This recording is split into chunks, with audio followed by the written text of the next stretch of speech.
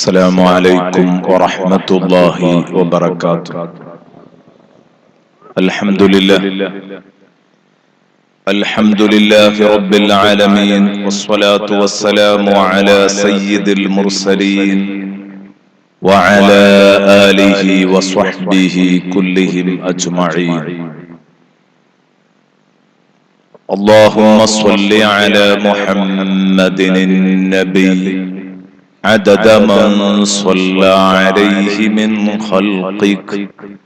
اللهم صل على محمد النبي كما ينبغي لنا أن نصلي عليه.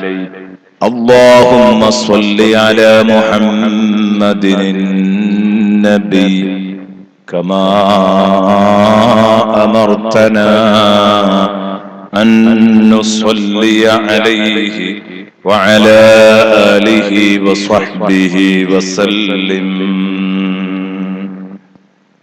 أما بعد، فأعوذ بالله من الشيطان الرجيم. بسم الله الرحمن الرحيم. وكأي من آية في السماوات والأرض وكأي من آية في السماوات والأرض يمرون عليها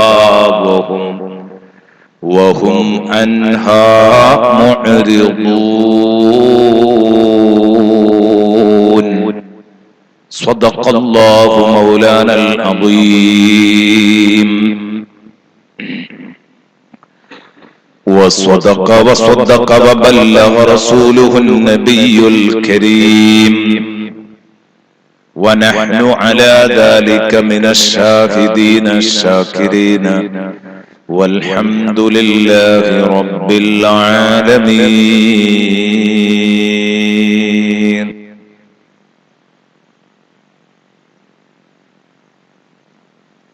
സൂറത്തു യൂസുഫിലെ 105-ാമത്തെ ആയത്താണ് ഓതി വെച്ചത്. സൂറത്തു ആലു ഇംറാനിലാണ് നാം ഉള്ളത്. ഇൻഷാ അല്ലാഹ് അടുത്ത ആഴ്ച പറഞ്ഞു വെച്ചതിന്റെ ബാക്കി ഭാഗങ്ങൾ ഉണ്ടാകുന്നതാണ്. ഇന്ന് ജീവിതത്തിൽ ഒരുപാട് കാലം ആഗ്രഹിച്ച ഒരു യാത്ര നടത്തി വന്ന ഉടനെ എന്ന നിലക്ക് യാത്രാ വിവരണമാണ് ഇന്ന് ക്ലാസ്സിൽ ഉള്ള പലരുടെയും ആവശ്യാർത്ഥം നടത്തുന്നത്.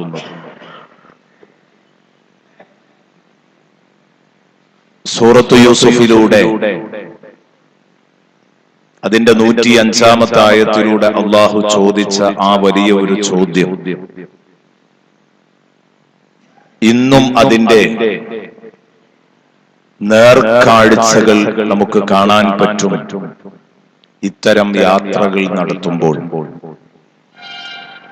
വകഅയ്യിൻ മിൻ ആയത്തിൻ ഫിസ് സമാവാതി വൽ അർളി യമറൂന അലൈഹാ വഹും അൻഹാ മുഅ്രിദൂൻ. ആകാശഭൂമികളിൽ അല്ലാഹു റബ്ബുൽ ഇസ്സത്ത് എത്ര ദൃഷ്ടാന്തങ്ങളാണ് വെച്ചിട്ടുള്ളത്. ആകാശഭൂമികളിൽ എത്ര ദൃഷ്ടാന്തങ്ങളാണുള്ളത്. വകഅയ്യിൻ മിൻ ആയത്തിൻ ഫിസ് സമാവാതി വൽ അർള് യമറൂന അലൈഹാ. ജനങ്ങൾ ആ ദൃഷ്ടാന്തങ്ങളുടെ അടുത്തുകൂടെ സഞ്ചരിക്കുമ്പോഴും അതിന്റെ അരികിലൂടെ സഞ്ചരിക്കുമ്പോഴും വഹും അൻഹാ മുഅ്രിദൂൻ, ആ ദൃഷ്ടാന്തങ്ങളെ തൊട്ട് അവരശ്രദ്ധരാണ്. അതിന്റെ ചരിത്ര പശ്ചാത്തലങ്ങൾ ആലോചിക്കാനോ അതിന്റെ ഗൗരവം ഉൾക്കൊള്ളാനോ ഒന്നും അവർ തയ്യാറല്ല.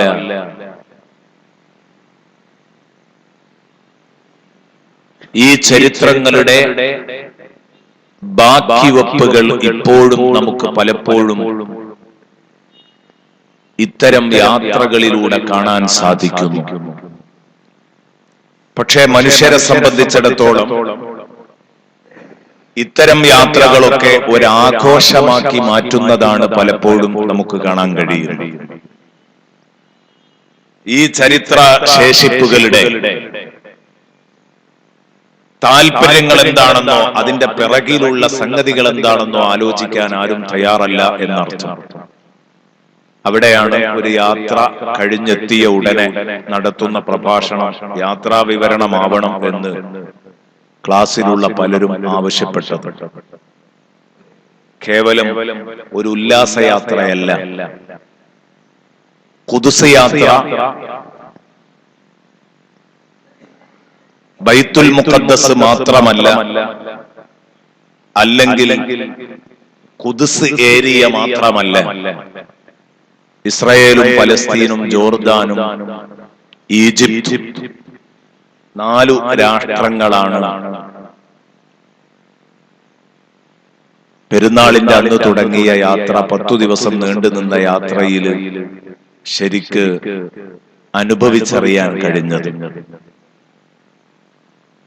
അൽഹംദുലില്ലാഹ് പെരുന്നാളിന്റെ അന്ന് നിസ്കരിച്ച ഉടനെ ഇവിടെ നിന്ന് പുറപ്പെട്ടു. അള്ളാഹുവിന്റെ തൗഫീഖ് കൊണ്ട് 49 അംഗങ്ങളുള്ള യാത്രാ സംഘം കാലത്ത് 9 മണിക്ക്, പിറ്റേന്ന് കാലത്ത് 9 മണിക്ക് 7-ാം തീയതി ജോർദാൻ തലസ്ഥാനമായ അമ്മാൻ എയർപോർട്ടിലെത്തി. അവിടെ ഇറങ്ങിയ ഉടനെ യാത്രാ നടപടിക്രമങ്ങൾക്ക് ശേഷം 11 മണിക്ക് ആദ്യമായി പുറപ്പെട്ടത് ഈ ക്ലാസ്സിൽ നാം എത്രയോ തവണ പറഞ്ഞ നബിയുല്ലാഹി ശുഐബ് അലൈഹിസ്സലാമിന്റെ മഖ്ബറയിലേക്കാണ്. ഞാന് ആയത്തുകളിലേക്ക് കടന്നു വരുന്നില്ല, അങ്ങനെ ആയാലേ നമുക്ക് ഇതൊന്നും പറഞ്ഞു തീർക്കാൻ കഴിയില്ല. കാരണം 10 ദിവസത്തെ യാത്ര മൊത്തം ഒരു ഓട്ടപ്രദക്ഷിണമാണ് നടത്തുന്നത്. ഇതെന്തിനാ പറയുന്നത് എന്ന് ചോദിച്ചാൽ, എനിക്ക് യാത്ര നടത്തിയപ്പോഴുണ്ടായ ഒരനുഭവം, ഒരു 10 കൊല്ലം മുമ്പ് ഈ യാത്ര നടത്തേണ്ടിയിരുന്നു എന്ന ഒരു തിരിച്ചറിവാണ്. അതുകൊണ്ട് തന്നെ എന്റെ പ്രിയപ്പെട്ട സുഹൃത്തുക്കളോട് എനിക്ക് പറയാനുള്ളത്, അത്യാവശ്യം ആശ്വാസമുള്ള ഒരാളും ഈ യാത്ര നടത്താതിരിക്കരുത്. കാരണം മക്ക മദീന യാത്രയിൽ നമുക്ക് ഉംറയും സിയാറത്തും ഒക്കെ ലഭിക്കുന്നതോടൊപ്പം ഹബീബ് സല്ലല്ലാഹു അലൈഹി വസല്ലമ തങ്ങളുടെ ചരിത്രങ്ങൾ മാത്രമാണല്ലോ മക്കയും മദീനയുമായി ബന്ധപ്പെട്ട് കിടക്കുന്നത്. അതേസമയം പൂർവകാല നബിമാരുടെ ചരിത്രങ്ങൾ മുഴുവനുമുള്ളത് ഈ ഭൂമികളുമായി ബന്ധപ്പെട്ടാണ്. അതവിടെ പോകുമ്പോ മാത്രമേ അറിയുള്ളൂ. അതിനു മാത്രം വലിയ ഒരു സംഖ്യയൊന്നും അതിനില്ല. 95 രൂപയാണ് ഒരു യാത്രക്കാരനോട് വാങ്ങിയത്. പിന്നെ ഒന്നും വേണ്ട എന്ന് പറഞ്ഞാൽ നിങ്ങളെ കുട്ടികൾക്ക് വല്ല മിഠായും വാങ്ങണമെങ്കിൽ, എന്തെങ്കിലും കയ്യിൽ വെക്കണമെങ്കിൽ വെക്കാം, അല്ലാത്തത് തിരിച്ച് ഇവിടെ എയർപോർട്ടിൽ എത്തിക്കും അവർ. ഞാൻ പറഞ്ഞു വരുന്നത്, പരമാവധി പറ്റുമെങ്കിൽ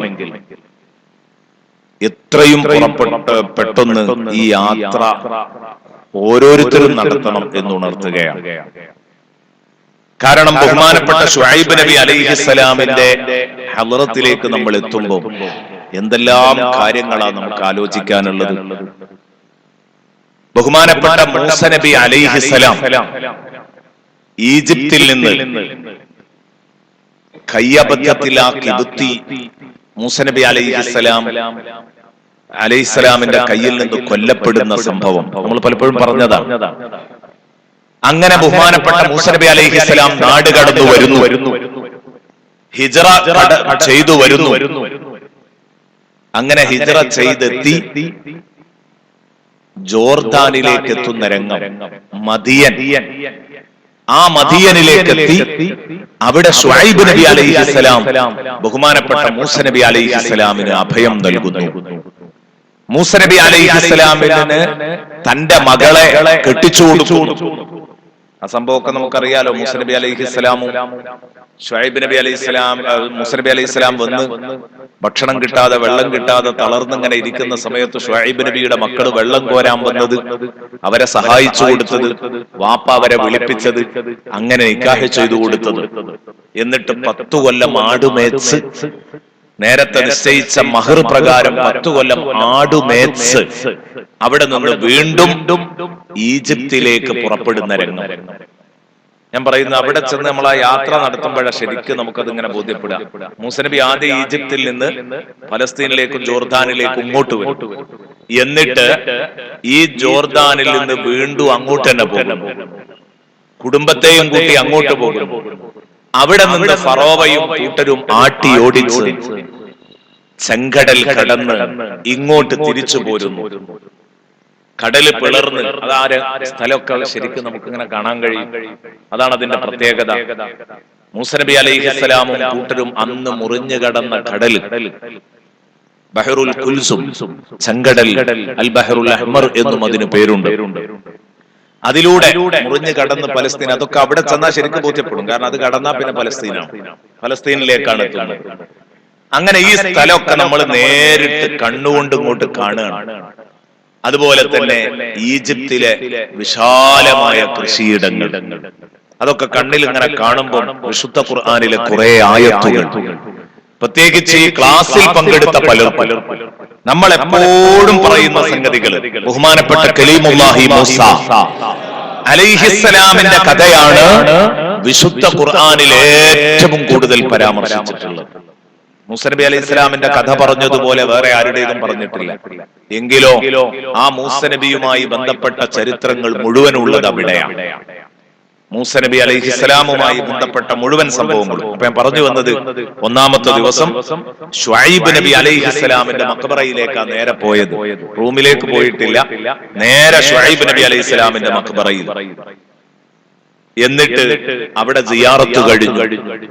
പിന്നീട് ദുഹ്റും അസ്റും ജംആയി നിസ്കരിച്ചു.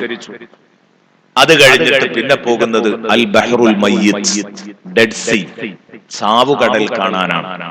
ഇതിന്റെ പശ്ചാത്തലം നമുക്കറിയാലോ, അതൊക്കെ ഞാൻ പലപ്പോഴും പറഞ്ഞതാ. ചാവുകടൽ പ്രകൃതി വിരുദ്ധ ലൈംഗികത തൊഴിലാക്കിയ, അല്ലെങ്കിൽ അതൊരു ഹോബിയാക്കി മാറ്റിയ ലൂത്ത് നബി അലൈഹിസ്സലാമിന്റെ ജനതയെ അല്ലാഹു പപ്പടം മറിക്കും പോലെ അവരുടെ രാജ്യം അമ്പടം മറിച്ചിട്ട ഒരു വലിയ ദുരന്തം, ഒരു വലിയ ഭൂകമ്പം, അന്ന് അവരിലുണ്ടായ വലിയൊരു ഭൂകമ്പത്തിന്റെ പരിണിതിയായിട്ടാണ് സത്യത്തില് ചാവുകടൽ രൂപപ്പെട്ടത്. ആ ചാവുകടലിൽ നമ്മളിങ്ങനെ പോയി നോക്കിയാൽ കാണാൻ പറ്റുന്ന രംഗം എന്താണെന്ന് അറിയാം നിങ്ങൾ? മനുഷ്യന്മാര് മൊത്തല വെള്ളത്തിലിട്ടതുപോലെ ഇങ്ങനെ കിടക്കുക. അങ്ങനെ ചാവുകടലിൽ ഉപ്പിന്റെ അംശം അത്രയും കൂടുതലാണ്. ഒരു വസ്തുവും അതിൽ ജീവിക്കൂല. മാത്രമല്ല അതിന്റെ ആ വെള്ളത്തിൽ താഴ്ന്നു പോകൂല. നമ്മളിങ്ങനെ കിടന്നാൽ മുകളിൽ ഇങ്ങനെ കിടക്കും, അതിൽ മലന്ന് കിടന്ന് പത്രം വായിക്കുക. ഇതൊക്കെയാണ് ഇപ്പൊ അവിടെയുള്ള പരിപാടി. ഞാൻ പറഞ്ഞു വരുന്നത്, അവിടെയാണ് അല്ലാഹ് പറഞ്ഞത്, വകം മിൻ ആയത്തിൻ ഫിസ് സമാവാതി വൽ അർദ്, എത്രയെത്ര കണ്ണു തുറപ്പിക്കുന്ന ദൃഷ്ടാന്തങ്ങളാണ് ഭൂമിയിൽ നാം വെച്ചിട്ടുള്ളത്. യമുറൂന അലൈഹാ വഹും അൻഹാ മുഅ്രിദൂൻ, അതിന്റെ അരികിലൂടെ സഞ്ചരിക്കുമ്പോഴും അവരതേ കുറിച്ച് തീരെ ബോധമില്ലാത്തവരാണല്ലോ, അവരശ്രദ്ധരാണല്ലോ. സത്യത്തിൽ അള്ളാഹുവിന്റെ റസൂൽ പറഞ്ഞത് എന്താ? ഇത്തരം അദാബിന്റെ കേന്ദ്രങ്ങളിലൂടെ ജസ്റ്റ് പാടത്തിനൊന്ന് കാണുക, വേഗം കടന്നു പോയിക്കൊള്ളണം. അവിടെ ഇങ്ങനെ കുതിര ഇടാനുള്ള സ്ഥലമല്ല, അവിടെ വെറുതെ എൻജോയ്മെന്റിന് കണ്ടെത്തേണ്ട സ്ഥലമല്ല. ഇപ്പൊ ശരിക്ക് ചെയ്യുന്നത് ടൂറിസ്റ്റുകൾ അവിടെ ആഘോഷമാക്കി മാറ്റുകയാണ്. വസ്ത്രം ഉള്ളതും ഇല്ലാത്തതും തീരെ ഉടുക്കാത്തതോ പകുതി ഉടുത്തതുമായ ആളുകൾ അവിടെ കിടന്നിങ്ങനെ പലപ്പോഴും വളരെ വൃത്തികെട്ട സംസ്കാരങ്ങളാണ് നമുക്ക് കാണാൻ കഴിയുന്നത്. എത്ര വലിയൊരു സംഗതിയാണത്. ചരിത്രം തന്നെ രേഖപ്പെടുത്തുന്നു, ഭൂമിശാസ്ത്രപരമായിട്ട് തന്നെ രേഖപ്പെടുത്തിയത് കാണാം. മുമ്പെങ്ങോ നടന്ന വലിയ ഒരു ഭൂകമ്പത്തിന്റെ ഫലമായിട്ടാണ് ഡെഡ് സീ രൂപപ്പെട്ടത്. അതെന്താന്ന് ആലോചിക്കാൻ ആരുമില്ല. ലൂത്ത് നബി അലൈഹിസ്സലാമിന്റെ ജനത വസിച്ചിരുന്ന സ്ഥലമാണ് സഡോം എന്ന് പറയുന്ന പ്രദേശം. ആ പ്രദേശത്താണ് ഇത് രൂപപ്പെട്ടിരിക്കുന്നത്. ഇപ്പോഴും നമുക്ക് കാണാം. ഇത് ചാവു കടൽ എന്ന് പറയുന്നുണ്ടെങ്കിലും വലിയ ഒരു തടാകമാണ് സത്യത്തിൽ. കടൽ എന്ന് പേര് വിളിക്കുന്നുണ്ടെങ്കിലും വലിയ ഒരു തടാകമാണ്. അൽ ബഹ്റുൽ മയ്യിത്ത് രണ്ടാമതായി കണ്ടത് അതാണ്. അങ്ങനെ ഏകദേശം ഒരു 2 മണിയോടടുത്ത് അവിടെ എത്തി. അത് കണ്ടു. അവിടെ നിന്ന് ഹോട്ടലിൽ നിന്ന് ഭക്ഷണം കഴിച്ചു. 3 മണിക്ക് തുടങ്ങിയ യാത്ര 1 മണിക്കൂറും കൂടെ നീണ്ടുനിന്നു.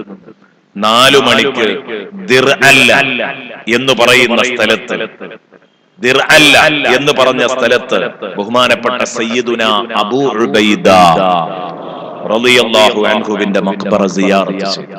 അബൂ ഉബൈദ റളിയല്ലാഹു അൻഹു നമുക്കൊക്കെ അറിയാം.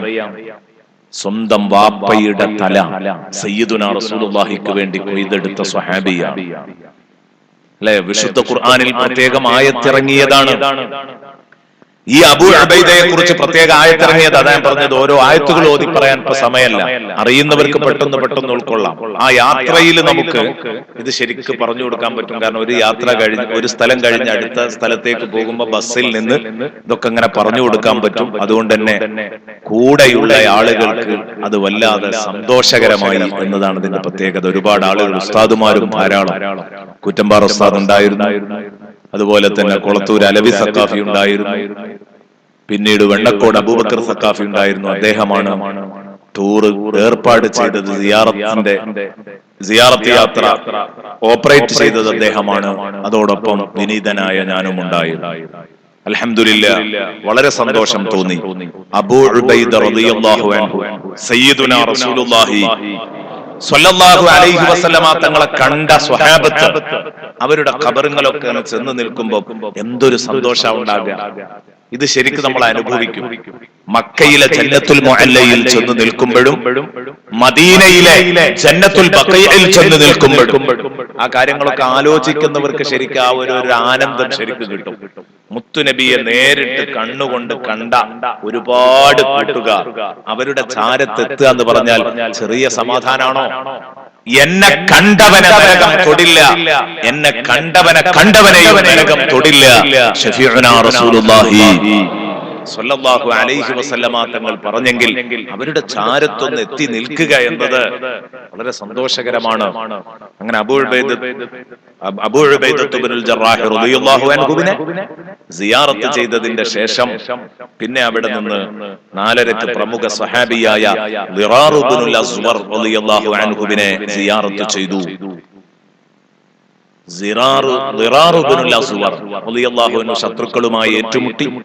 ശത്രുക്കളുമായി ഏറ്റുമുട്ടിയിട്ട് അവസാനം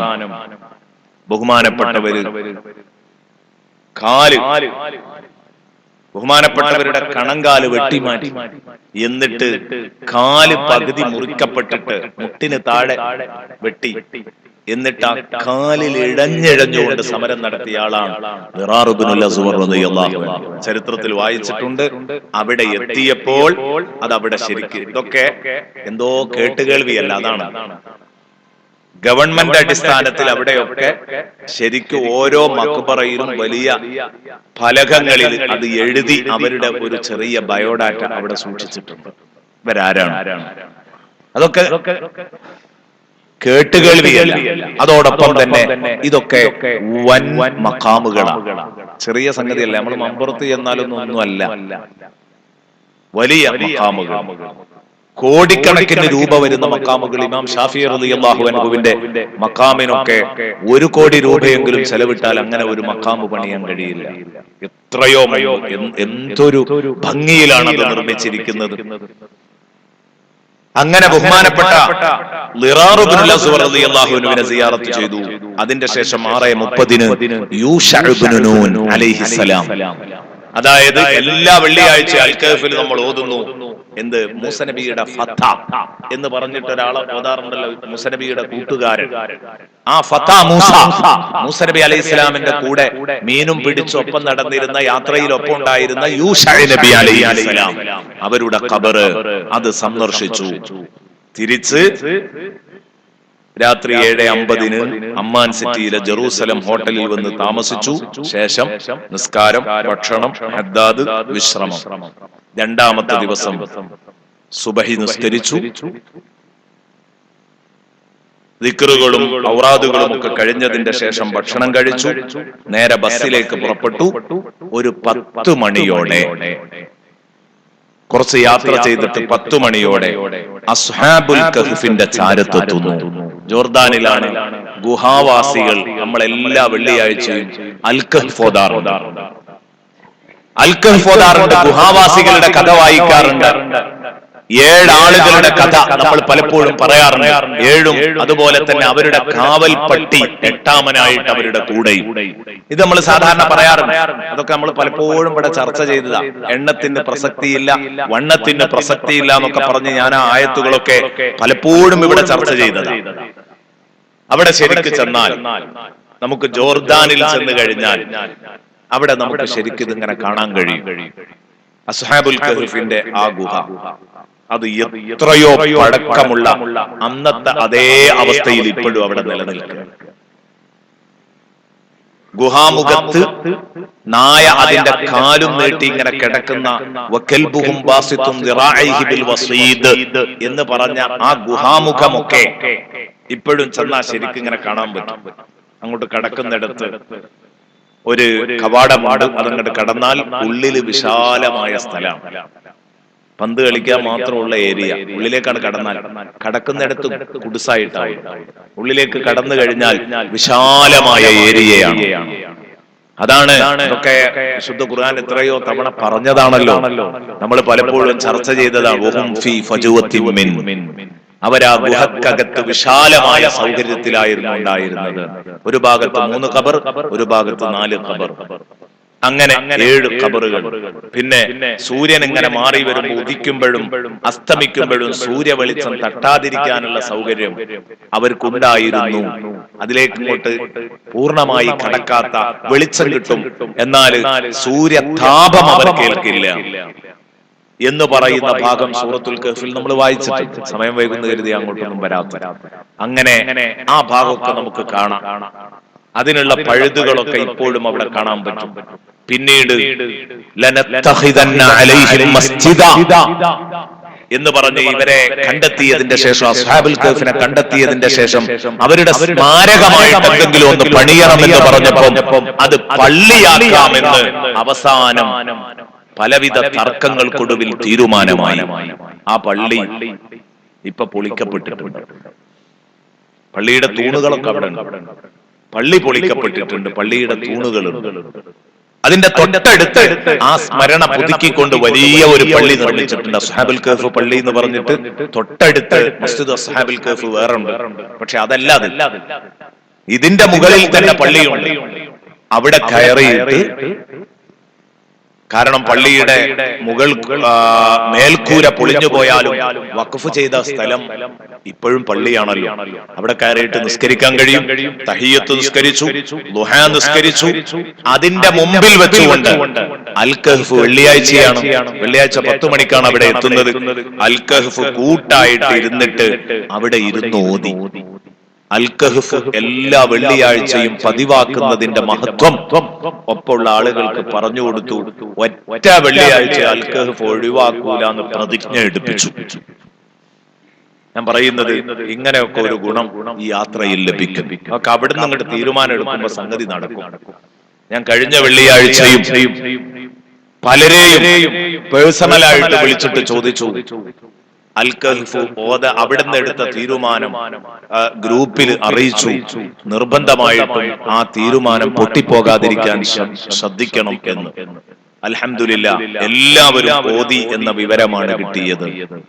ഞാൻ പറഞ്ഞു വരുന്നത്, അൽ കഹ്ഫ് എല്ലാ വെള്ളിയാഴ്ചയും ഓതുന്നവന് ഒരിക്കലും സിറാത്ത് പാലത്തിൽ നിന്ന് നരകത്തിലേക്ക് വീഴൂല എത്രയോ പ്രഭാഷണങ്ങളിൽ ഞാൻ പറഞ്ഞിട്ടുണ്ട്, ഇവിടുത്തെ ക്ലാസ്സിലും പറഞ്ഞിട്ടുണ്ട്. പക്ഷെ അത് നേരിട്ട് അവരുടെ ചാരത്ത് വെച്ചെന്ന് പറയുമ്പോൾ അതിനൊന്നും കൂടെ ശരിക്ക് ബലം കിട്ടും. അല്ലാഹു തആല നമുക്കൊക്കെ തൗഫീഖ് നൽകട്ടെ. ചെറിയൊരു പൈസ ഉണ്ടാക്കിയാൽ എല്ലാവർക്കും നടത്താൻ പറ്റുന്ന യാത്രയാണ്. അവിടെ നിന്ന് ജുമുഅ ലക്ഷ്യമാക്കി കർക്ക് എന്ന് പറയുന്ന സ്ഥലത്തേക്ക് പുറപ്പെട്ടു പോകുന്ന വഴിയിൽ ഒരു പള്ളിയിൽ കയറി ജുമുഅ നിസ്കരിച്ചു. തൊട്ടടുത്തുള്ള ഹോട്ടലിൽ കയറി ഭക്ഷണം കഴിച്ചു. അവിടെ നിന്നും മുഅ്ത യുദ്ധത്തിൽ ഷഹീദായ ശുഹദാക്കളെ സിയാറത്ത് ചെയ്യാൻ പോയി. അതൊന്ന് ശ്രദ്ധിക്കാം. മുഅ്ത യുദ്ധം എന്ന് പറഞ്ഞാൽ ഇസ്ലാമിക യുദ്ധങ്ങളിൽ വല്ലാത്ത ഓർക്കാൻ പോലും കഴിയാത്ത ഒരു സമരക്കളമാണ്. സയ്യിദുനാ റസൂലുള്ളാഹി സ്വല്ലല്ലാഹി അലൈഹി വസല്ലം റോം രാജാവ് കൈസറിന് കത്ത് കൊടുത്തയക്കുന്നു. മുത്തുനബി സ്വല്ലല്ലാഹി അലൈഹി വസല്ലം ഇസ്ലാമിലേക്ക് ക്ഷണിച്ചുകൊണ്ട് കത്തെഴുതി. ഇത് സാധാരണ മുത്തുനബി ചെയ്യാറുള്ളതാണ്. പക്ഷെ എന്തുണ്ട്, ദൂതന്മാരോട് മാന്യമായ പെരുമാറ്റമാണ് എല്ലാ രാജ്യത്തും നടത്തിയത്. ദൂതന്മാരെ വധിച്ചു കളയാന്ന് പറഞ്ഞാൽ മഹാ ചണ്ഡിത്തരമായിട്ടാണ് അന്ന് ആരും കണക്കാക്കിയിരുന്നത്. പക്ഷെ റസൂലുള്ള ഈ എഴുത്തു കൊടുത്തയച്ച സ്വഹാബിയെ അവരവിടെ ഇട്ട് വധിച്ചു കളഞ്ഞു. ഈ വിവരം മുത്തുനബിക്കാണ് കിട്ടിയപ്പോ എത്ര വലിയ ശക്തന്മാരാണെങ്കിലും മല്ലന്മാരാണെങ്കിലും ഏറ്റുമുട്ടുകയല്ലാതെ നിർവാഹമല്ലാതെ തീരുമാനം വന്നു മുത്തുനബിയുടെ സദസ്സിൽ നിന്ന്. അങ്ങനെ അങ്ങോട്ട് പുറപ്പെട്ടതാണ്. 3000 ആളുകൾ, കേവലം 3000 ആളുകൾ.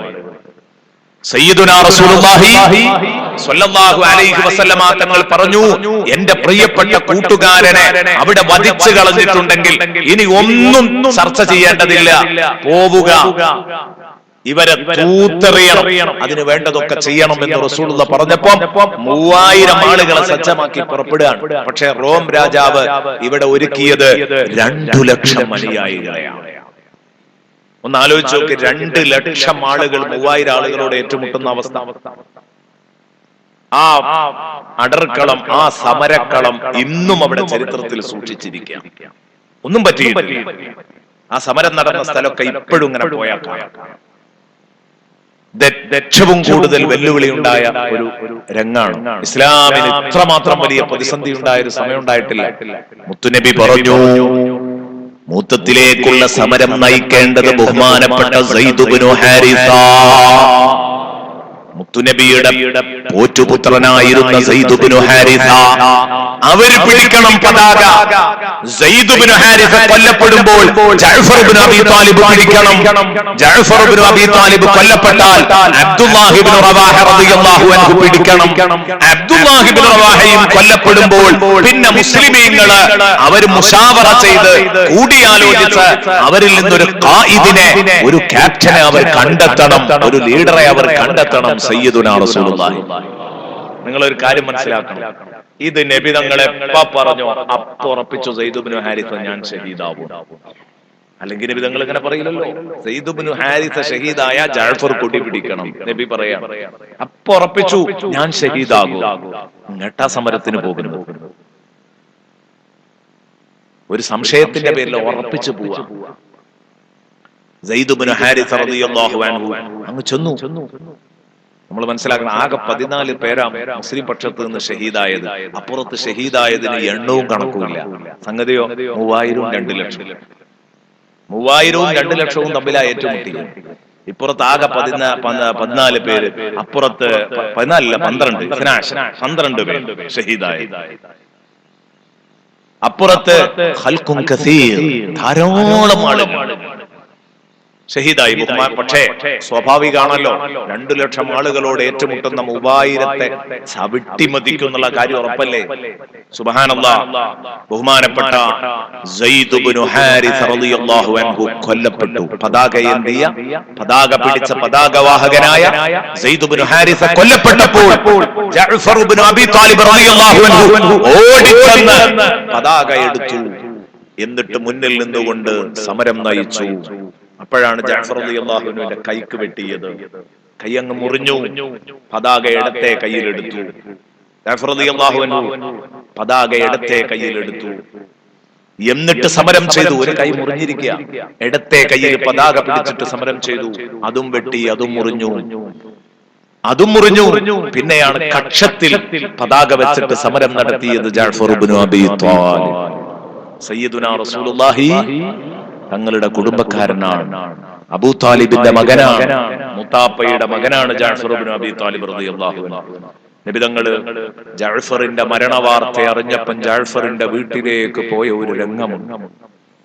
ജഅഫർ റളിയല്ലാഹു അൻഹുവിന്റെ ഭാര്യയെയും മക്കളെയും സമാധാനിപ്പിക്കാൻ കഴിയാതെ കുഴങ്ങിയ ഒരു ഘട്ടമുണ്ട്. ഞാൻ അതിലേക്കൊന്നും വരുന്നില്ല, ഞാൻ ഇപ്പൊ യാത്രാ വിവരണം നടക്കുന്നത് കൊണ്ട് പെട്ടെന്ന് പറയാം. അങ്ങനെ ജഅഫർ റളിയല്ലാഹു അൻഹു വഫാത്താകുന്നു. ജഅഫർ റളിയല്ലാഹു അൻഹു വഫാത്താകുന്നതിന്റെ മുമ്പ് പ്രിയപ്പെട്ട സുഹൃത്തുക്കളെ, ബഹുമാനപ്പെട്ട ജഅഫർ റളിയല്ലാഹു അൻഹുവിന് സ്വാഭാവികമാണല്ലോ, യുദ്ധക്കളത്തില് വെട്ടും കുത്തുമാണ് കൊള്ളാൻ പോകുന്നത്. സയ്യിദ് ഇബ്നു ഹാരിസ മുമ്പിൽ കിടന്ന് പെടഞ്ഞു മരിച്ച രംഗം കണ്ടതാ. എന്നിട്ട് വലത്തെ കൈ മുറിക്കപ്പെട്ടപ്പോ ഇടത്തെ കൈയിൽ പതാകയേന്തി മുന്നോട്ട് പോകുമ്പോൾ മഹാനവറുകൾക്ക് നല്ല വേദനയുണ്ട് ശരീരത്തിന്. അപ്പൊ സ്വാഭാവികമായിട്ട് ശരീരത്തിന് ഒരു മടി ഉണ്ടാവുമല്ലോ, ഒരു അലസത യുദ്ധക്കളത്തിലേക്ക് അങ്ങ് ഇറങ്ങാൻ. അങ്ങനെ ഒരു അലസത ശരീരത്തിന് വരുന്നുണ്ടോ എന്ന് തോന്നിയപ്പം ജഅഫർ റളിയല്ലാഹു അൻഹു ഒരു പാട്ടങ്ങ് പാടിയിട്ട് സ്വന്തം ശരീരത്തെ ഉത്തേജിപ്പിക്കുകയാണ്. യാ ഹബ്ബദൽ ജന്നതു വഖ്തിറബുഹാ ത്വയ്യിബത്തുൻ ബാരിദത്തുൻ ശറാബുഹാ والروم روم قد دنا عذابها كافرة بعيدة أنصابها علي إلا قيتها ضرابها. എത്രയോ വയല് പറഞ്ഞതാ. ആ ജഅഫർ ഇബ്നു അബീ താലിബ് റളിയല്ലാഹു അൻഹുവിന്റെ ചാരത്തണഞ്ഞപ്പോണ്ടായ മനസ്സിന്റെ തണുപ്പും സുഖവും ഒന്ന് വേറെ തന്നെയാണ്. എന്താ പറഞ്ഞത്? യാ ഹബ്ബദൽ ജന്ന വഖ്തിറാബുഹാ, സ്വർഗ്ഗം എത്ര സുന്ദരമാണ്, സ്വർഗ്ഗം എന്റെ എത്ര തൊട്ടടുത്താ ഉള്ളത്, എന്റെ മുമ്പിലാണല്ലോ സ്വർഗ്ഗമുള്ളത്. ആ സ്വർഗ്ഗം എത്ര സുന്ദരമാണ്. ത്വയ്യിബത്തുൻ ബാരിദത്തുൻ ശറാബുഹാ, വിശുദ്ധമായ തണുത്ത പാനീയങ്ങളുള്ള ആ സ്വർഗത്തിലേക്ക് ഞാൻ എന്തിന് അറച്ചു നിൽക്കണം? സ്വർഗമല്ലേ ശരീരമേ നിന്റെ മുമ്പിലുള്ളത്. പോകൂ, എടുത്തു ചാടൂ സമരക്കളത്തിലേക്ക്.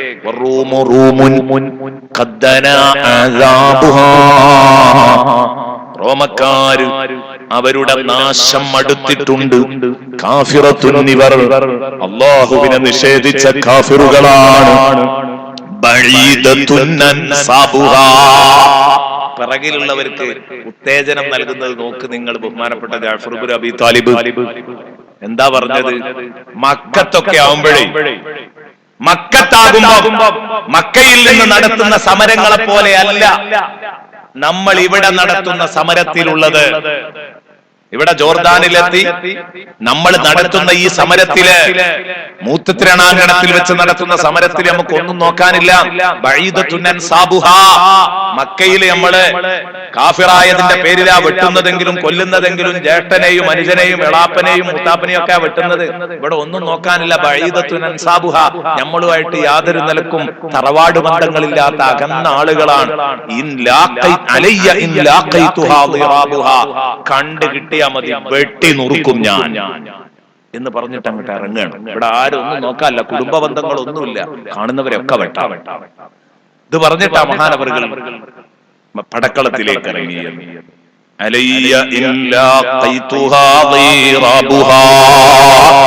അങ്ങനെ മഹാനവറുകളും കൊല്ലപ്പെട്ടു. അബ്ദുല്ലാഹി ഇബ്നു റവാഹ കൊടിയെടുത്തു. അബ്ദുല്ലാഹി ഇബ്നു റവാഹ നിമിഷ കവിയായിരുന്നു. ഒരുപാട് കവിതകൾ ഇപ്പോഴും ഈ കവിതകളൊക്കെ ഇവരുടെ ഖബറിന്റെ പുറത്ത് ഇങ്ങനെ, ഇപ്പൊ ഈ ചൊല്ലിയ കവിതകളൊക്കെ അവിടെ ഉണ്ട്. ഓരോരുത്തരുടെയും ഖബറിന്റെ പുറത്ത് അവര് ചൊല്ലിയ കവിതകൾ, ഇത് ചൊല്ലിയിട്ടാണ് അവർ മരിച്ചത്. ആ ഖബറും പുറത്ത് ഇങ്ങനെ അറബിയിൽ ഭംഗിയായിട്ട് ഇപ്പോഴും എഴുതി വെച്ചിരിക്കുക. അബ്ദുല്ലാഹി ഇബ്നു റവാഹ പാടി: يا نفس إلا تقتلي تموتي هذا حمام الموت قد صليتي وما تمنيتي فقد أعطيتي إن تفعلي فعله ما هديتي. രണ്ട് കൂട്ടുകാരുടെ മരണം കൺമുമ്പിൽ കണ്ട് പിന്നെയും അടർക്കളത്തിൽ പോരാടുകയാണ്. അപ്പോഴാണ് സ്വന്തം നഫ്സിനൊരു മടി തോന്നുന്നുണ്ടോ എന്ന് തോന്നിയപ്പോ പാടിയത്: യാ നഫ്സു, എന്റെ ശരീരമേ, ഇല്ലാ തുഖ്തലി തമൂതി, ഇതിൽ നിന്ന് നീ അറച്ചു നിന്നാൽ ഈ സമരക്കളത്തിൽ നീ കൊല്ലപ്പെടൂലെന്നുള്ളൂ. നീ ഇവിടെ കൊല്ലപ്പെട്ടില്ലെങ്കിലും തമൂത്തി, ഒരു ദിവസം നീ മരിക്കാനുള്ളവനാണ്. സ്വന്തം ശരീരത്തോട് പറയാൻ, നീ കൊല്ലപ്പെട്ടിട്ടില്ലെങ്കിലും മരിക്കാനുള്ളവനാ. നിനക്ക് വിധിക്കപ്പെട്ട മരണമണി മുടങ്ങിക്കഴിഞ്ഞു. ആ മരണത്തിന്റെ സമയമായി കഴിഞ്ഞു. അത് നീ അനുഭവിച്ചു കഴിഞ്ഞു. അതുകൊണ്ട് ഇനി ഒന്നും നോക്കാനില്ല.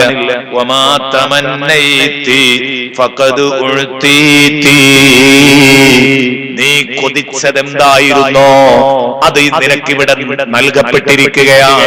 എത്രയോ കാലം ദുആ ചെയ്തതല്ലേ, ഷഹീദായി മരിപ്പിച്ചു തരണം, ഷഹീദായി മരിപ്പിച്ചു തരണമെന്ന്. ആ കൊതിച്ച കൊതിയതായി ഇവിടെ പൂവണിയാൻ പോവുകയാണ്.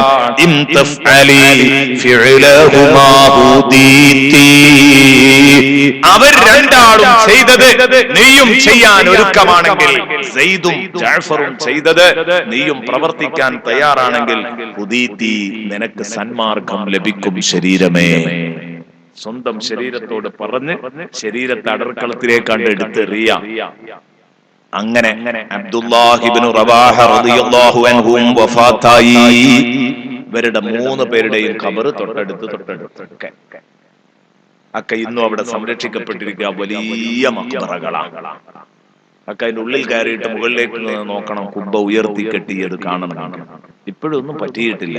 അവിടെയാണ് നമുക്ക് പഴയ മക്കയുടെയും മദീനയുടെ ഒക്കെ ചരിത്രം വായിക്കുമ്പോൾ അവിടെയൊക്കെ ചരിത്ര ശേഷിപ്പുകൾ തല്ലി തകർത്തതാണ് എന്ന് നമുക്ക് ബോധ്യപ്പെടും. അവിടെയാണത് ശരിക്കും ബോധ്യപ്പെടുക. ഇവിടെ ഒരു കുഴപ്പമില്ല. നമ്മുടെ മമ്പറം മക്കാമിൽ ചെന്ന അതേ അവസ്ഥ. അവിടെ നമ്മൾ കയറി കെട്ട് ഇറങ്ങുകയാണെങ്കിൽ അവിടുത്തെ ഹാദിമീങ്ങൾ നമ്മളോട് സ്വതക്ക ചോദിച്ചു. അതന്നെ, സ്വതക്ക ചോദിക്കുന്ന അതേ പരിപാടി നമ്മളെ നാട്ടിൽ നിലനിൽക്കുന്നതൊക്കെ അവിടെ നിലനിൽക്കുകയാണ്. എങ്ങനെയും ദുആ ചെയ്യാം. അത് തടസ്സപ്പെടുത്താൻ ആരുമില്ല, വിലങ്ങാൻ ആരുമില്ല. നല്ല സന്തോഷകരമായ ഒരു യാത്ര. അൽഹംദുലില്ലാഹ്. അങ്ങനെ ബഹുമാനപ്പെട്ട ജഅഫർ ഇബ്നു അബീ താലിബ്, സെയ്ദ് ഇബ്നു ഹാരിസ, അബ്ദുല്ലാഹി ഇബ്നു റവാഹ ഇവരെയൊക്കെ സിയാറത്ത് ചെയ്ത് അന്നത്തെ യാത്ര അവസാനിച്ചു. 3-ാമത്തെ ദിവസം 9 മണിക്ക് ജോർഡാനിൽ നിന്നും ഇസ്രായേലിലേക്ക് കയറി. ഇതിപ്പോ നമ്മളെ ജീവിതത്തിൽ നാം ഏറെ കേട്ടതാണ്. ഞാൻ പലപ്പോഴും ഇവിടെ പറഞ്ഞിട്ടുണ്ട്, ജൂതരാഷ്ട്രം പണിയുമെന്ന് വിശുദ്ധ ഖുർആൻ സൂചിപ്പിച്ചതാണ്. ഇതെന്തിനാണ്? ഇസ്ലാമിനെതിരെ ഒളിഞ്ഞും തെളിഞ്ഞും ആക്രമണം നടത്തുന്ന ഈ കക്ഷികളെ മുഴുവനും ഒരു പിടുത്തം പിടിച്ചിട്ട് എല്ലാറ്റിനെയും ഒറ്റയടിക്ക് കൊന്നുകളയണമെങ്കിൽ ഒരു മൂലയിൽ ഇവരെ ഒതുക്കണം. അതിനുള്ള പരിപാടിയാണ് ജനാബിക്കും ലഫീഫ.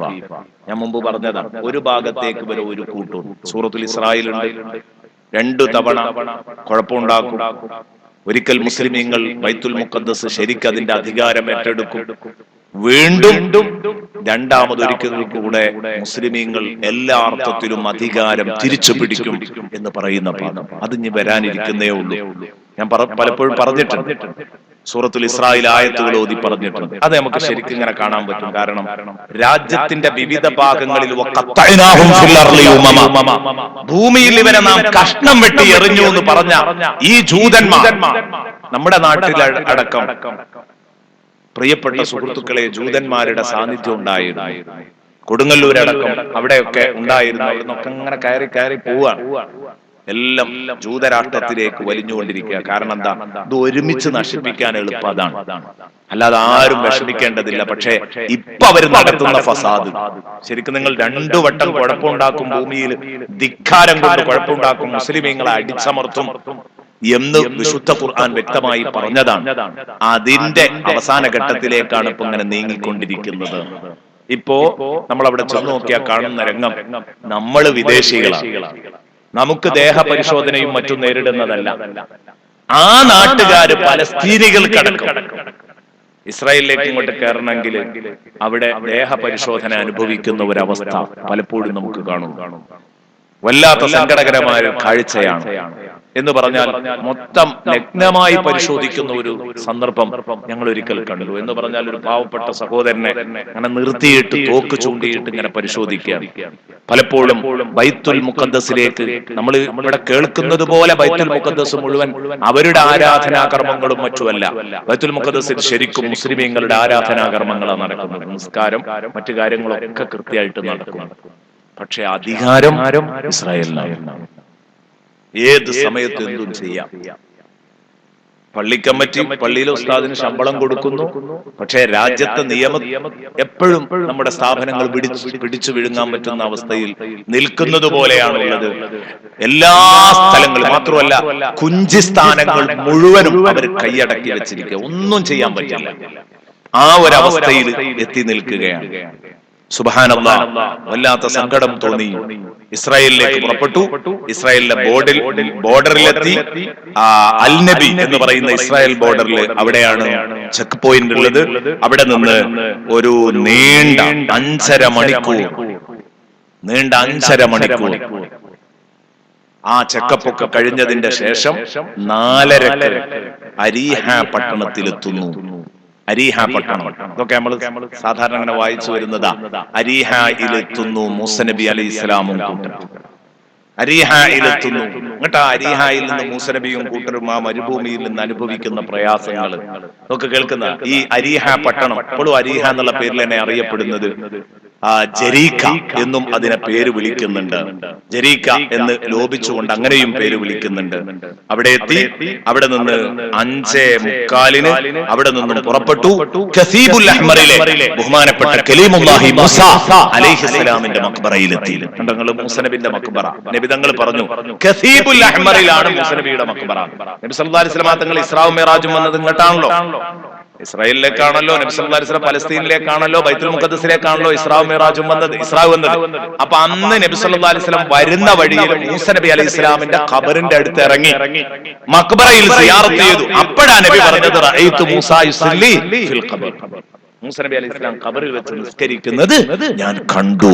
ഷഫീഉനാ റസൂലുള്ളാഹ്. മൂസ നബിന്റെ ഖബർ വലിയ ഖബർ, നീണ്ട ഖബറാണ് മൂസ നബി അലൈഹി ഇസ്ലാമിന്റെ. വല്ലാത്ത ഒരു സംഗതിയാണ്. അവിടെ അങ്ങോട്ട് എത്തുമ്പോ നമുക്ക് എന്ന് പറഞ്ഞാൽ മൂസ നബി ആരാണ്? ഖുർആൻ ഏറ്റവും കൂടുതൽ കഥ പറഞ്ഞ പ്രവാചകൻ. നമ്മളെ സമാധാനിപ്പിക്കാൻ ഇത്ര നല്ല ഒരു വിഷയം വേറെ ഇല്ല. അതുകൊണ്ടല്ലേ നബി സല്ലല്ലാഹു അലൈഹി വസല്ലം തങ്ങളോട് അല്ലാഹു തആല അങ്ങനെ തന്നെ പറഞ്ഞത്.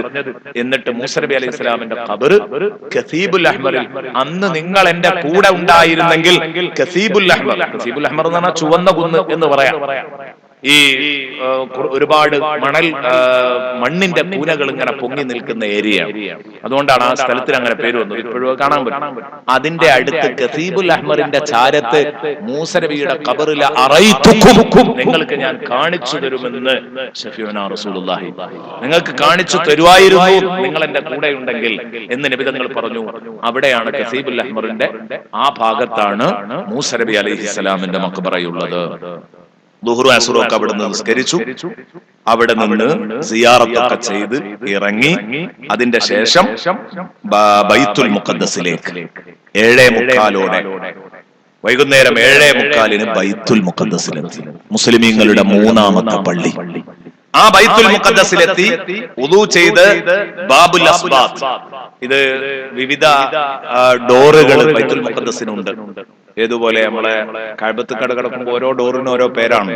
എന്നതുപോലെ ബാബുൽ അസ്ബാത്തിലൂടെ പള്ളിയിൽ കയറി തഹിയ്യത്ത് നിസ്കരിച്ചു. പിന്നെ വരുന്ന വഴിയിൽ, അങ്ങോട്ട് പോകുന്ന വഴിയിൽ ഖുബ്ബത്തുൽ ഖദറ അല്ല, ഖുബ്ബത്തുൽ ഖദറ മദീനയിൽ നബി സല്ലല്ലാഹു അലൈഹി വസല്ലം തങ്ങളുടെ പച്ചക്കുബ്ബ, ഖുബ്ബത്തുസ് സുഹ്റ എന്ന് പറഞ്ഞാൽ പാറക്കെട്ടിന്റെ മുകളിൽ ഉയർത്തിയ, പാറക്കെട്ടുകളുടെ മുകളിൽ ഉയർത്തിയ കുബ്ബ. അവിടെ നിന്നാണ് സയ്യിദുനാ റസൂലുള്ളാഹി മിഅ്റാജ്. ഇസ്രാ അവിടേക്ക് എത്തി. ബൈത്തുൽ മുഖദ്ദസ് വരെ ആയിരുന്നു. പിന്നെ ആകാശത്തേക്ക് കയറുന്നത് ബൈത്തുൽ മുഖദ്ദസിന്റെ ചാരത്തുള്ള ഈ പാറപ്പുറത്ത് നിന്നാണ്. ആ പാറപ്പുറം ഇന്ന് വലിയ ഒരു കുബ്ബയാണ്, ഖുബ്ബത്തുസ് സുഹ്റ.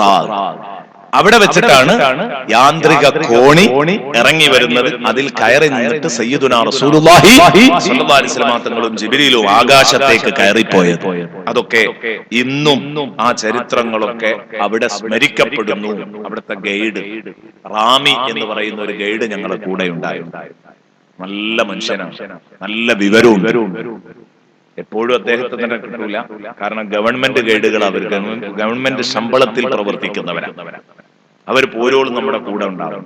അയാൾ നല്ല വിവരണമാണ്, കാര്യങ്ങളൊക്കെ കൃത്യമായി പറഞ്ഞു തരും. അറബിയിലാണ് പറഞ്ഞു തരിക, അത് നമ്മൾ പരിഭാഷപ്പെടുത്തി കൊടുക്കും കൂടെയുള്ളവർക്ക്. അങ്ങനെ ഞങ്ങള് പള്ളിയിൽ കയറി നിസ്കരിച്ചു. പിന്നീട് അവിടെ നിന്നും ബത്ലഹാമിലെ റൂമിലെത്തി. ബത്ലഹാം എന്ന് പറഞ്ഞാൽ ബൈത്തുല്ലഹ്മ. ബൈത്തുല്ലഹ്മ എന്ന് പറഞ്ഞാൽ ഈസാ നബി അലൈഹിസ്സലാം ജനിച്ച സ്ഥലം, അതാ ബത്ലഹാം. ബത്ലഹാമിൽ യേശു ജനിച്ചു. നമ്മൾ പലപ്പോഴും കേട്ടുവരുന്നത്, ക്രിസ്ത്യാനികൾ എപ്പോഴും പറയുന്നത്, ഈ ബത്ലഹാമിലാണ് ഈസാ നബി അലൈഹിസ്സലാം ജനിച്ചത്. എന്നിട്ട് അവിടെ നിന്ന് പിന്നീട് റൂമിൽ വിശ്രമിച്ചു. പിറ്റേന്ന് ഭക്ഷണം കഴിഞ്ഞ് കാലത്ത് 8:30 ഒരു 9:30 8:30 പുറപ്പെട്ടു. 9:30 മദീന ഖലീൽ എന്ന് പറയുന്ന ഒരു സിറ്റിയുണ്ട്. ഇബ്രാഹിം നബിയുടെ പേരിലാണ് ആ സിറ്റി അറിയപ്പെടുന്നത്. ഇബ്രാഹിം നബിയുടെ പേരിൽ ആ സിറ്റി ഇന്നും അറിയപ്പെടും. മദീന ഖലീൽ എന്നാണ് അതിന്റെ പേര്. ഖലീലുല്ലാഹി ഇബ്രാഹിം, ഖലീൽ സിറ്റി എന്നാണ് ഇപ്പോഴും അത് അറിയപ്പെടുന്നത്. മദീന ഖലീൽ, ഇബ്രാഹിം നബി അലൈഹി സ്വലാമിന്റെ സ്മരണാർത്ഥം. ആദ്യം സാറ ബീവിയുടെ ഖബറിൽ ചെന്ന് സലാം പറയും. സാറ ബീവി എന്നാൽ ഇബ്രാഹിം നബിന്റെ ഭാര്യ. സാറ ബീവിയുടെ അടുത്തെത്തും. എന്നിട്ട് പള്ളിയിലേക്കാണ് കടന്ന, പള്ളിന്റെ ഉള്ളിലാണ്. അതൊക്കെയാണ് ഇതിൽ ഏറ്റവും വലിയ തമാശ. ശരിക്കും ഇങ്ങനെ ഒരു യാത്ര ഇവിടുത്തെ മുബത്തദീങ്ങൾ നടത്തുകയാണെങ്കിൽ എപ്പോഴോ നന്നാവും. കാരണം ഇത് ഫുള്ള് പള്ളിന്റെ ഉള്ളിലാണ് മക്ബറ. ഇസ്ഹാഖ് നബി അലൈഹി സ്വലാമിന്റെ മക്ബറ ഉള്ളത് മിമ്പറിന്റെ ചാരത്താണ്. പള്ളിയിലെ മിമ്പറിന്റെ തൊട്ടു ചാരത്താണ് ഇസ്ഹാഖ് നബിയുടെ മക്ബറ ഉള്ളത്. അവിടെ ഒരു നല്ല ഭംഗിയുള്ള ഒരു മിമ്പറുണ്ട്. ഒരാണി പോലും ഉപയോഗിക്കാതെ ഒക്കെ ഏതിലേക്കാണ് പരസ്പരം മരത്തിന്റെ കട്ടകൾ പരസ്പരം കൊളുത്തി വെച്ചിട്ടുണ്ടാക്കിയതാണ് നമ്മുടെ ഈ ഇന്റർലോക്ക് സിസ്റ്റത്തിൽ. അങ്ങനെ ഘടിപ്പിച്ചുണ്ടാക്കി. എന്തൊരു സൗന്ദര്യം അത് കാണാൻ. സ്വലാഹുദ്ദീൻ അയ്യൂബി റളിയല്ലാഹു അൻഹു ആണ് അത് നിർമ്മിച്ചത്. 800 കൊല്ലത്തെ പഴക്കം. അങ്ങനെ ഇസ്ഹാഖ് നബി അലൈഹി സ്വലാമിന്റെ ഭാര്യ ഇസ്ഹാഖ് നബി ഇവിടെ കിടക്കുന്നു. മിമ്പറിന്റെ നേരെ ഇപ്പുറത്ത് ഇസ്ഹാഖ് നബിയുടെ വലതുഭാഗത്ത് തന്റെ ബീവി റിഫ്ഖ റളിയല്ലാഹു അൻഹ കിടക്കുന്നു. അത് കഴിഞ്ഞതിന്റെ ശേഷം സാറാ ബീവി കഴിഞ്ഞു, ഇസ്ഹാഖ് നബി കഴിഞ്ഞു, ഇസ്ഹാഖ് നബിയുടെ ഭാര്യ കഴിഞ്ഞു. അത് കഴിഞ്ഞ് നേരെ ഇപ്പുറത്തേക്ക് അങ്ങോട്ട് ചെന്ന് കഴിഞ്ഞാൽ എന്ന് പറഞ്ഞാൽ മെഹ്റാബിന്റെ ഈ ഭാഗത്ത് വലിയ ഒരു മക്ബറയുണ്ട്. അതാണ് ഖലീലുല്ലാഹി ഇബ്രാഹിം അലൈഹിസ്സലാമിന്റെ മക്ബറ. ഇവിടെയൊക്കെ സലാം പറഞ്ഞു, ഫാത്തിഹ ഓതി, ഇബ്രാഹിം നബിയുടെ അടുത്ത് വെച്ച് യാസീൻ ഓതി, നന്നായി ദുആ ചെയ്തു. ഞാൻ സന്തോഷം കൊണ്ട് പറയാണ്, ആ പ്രാർത്ഥനകളിലൊക്കെ എന്റെ പ്രിയപ്പെട്ട കൂട്ടുകാർക്ക് വേണ്ടി ഞാൻ പ്രത്യേകം ദുആ ചെയ്തിട്ടുണ്ട്. ഈ സദസ്സിന് വേണ്ടി അല്ലാഹു ഖബൂലാക്കട്ടെ, അല്ലാഹു ഖബൂലാക്കട്ടെ. കാരണം ഒരു നിറഞ്ഞ മനസ്സായിരുന്നു.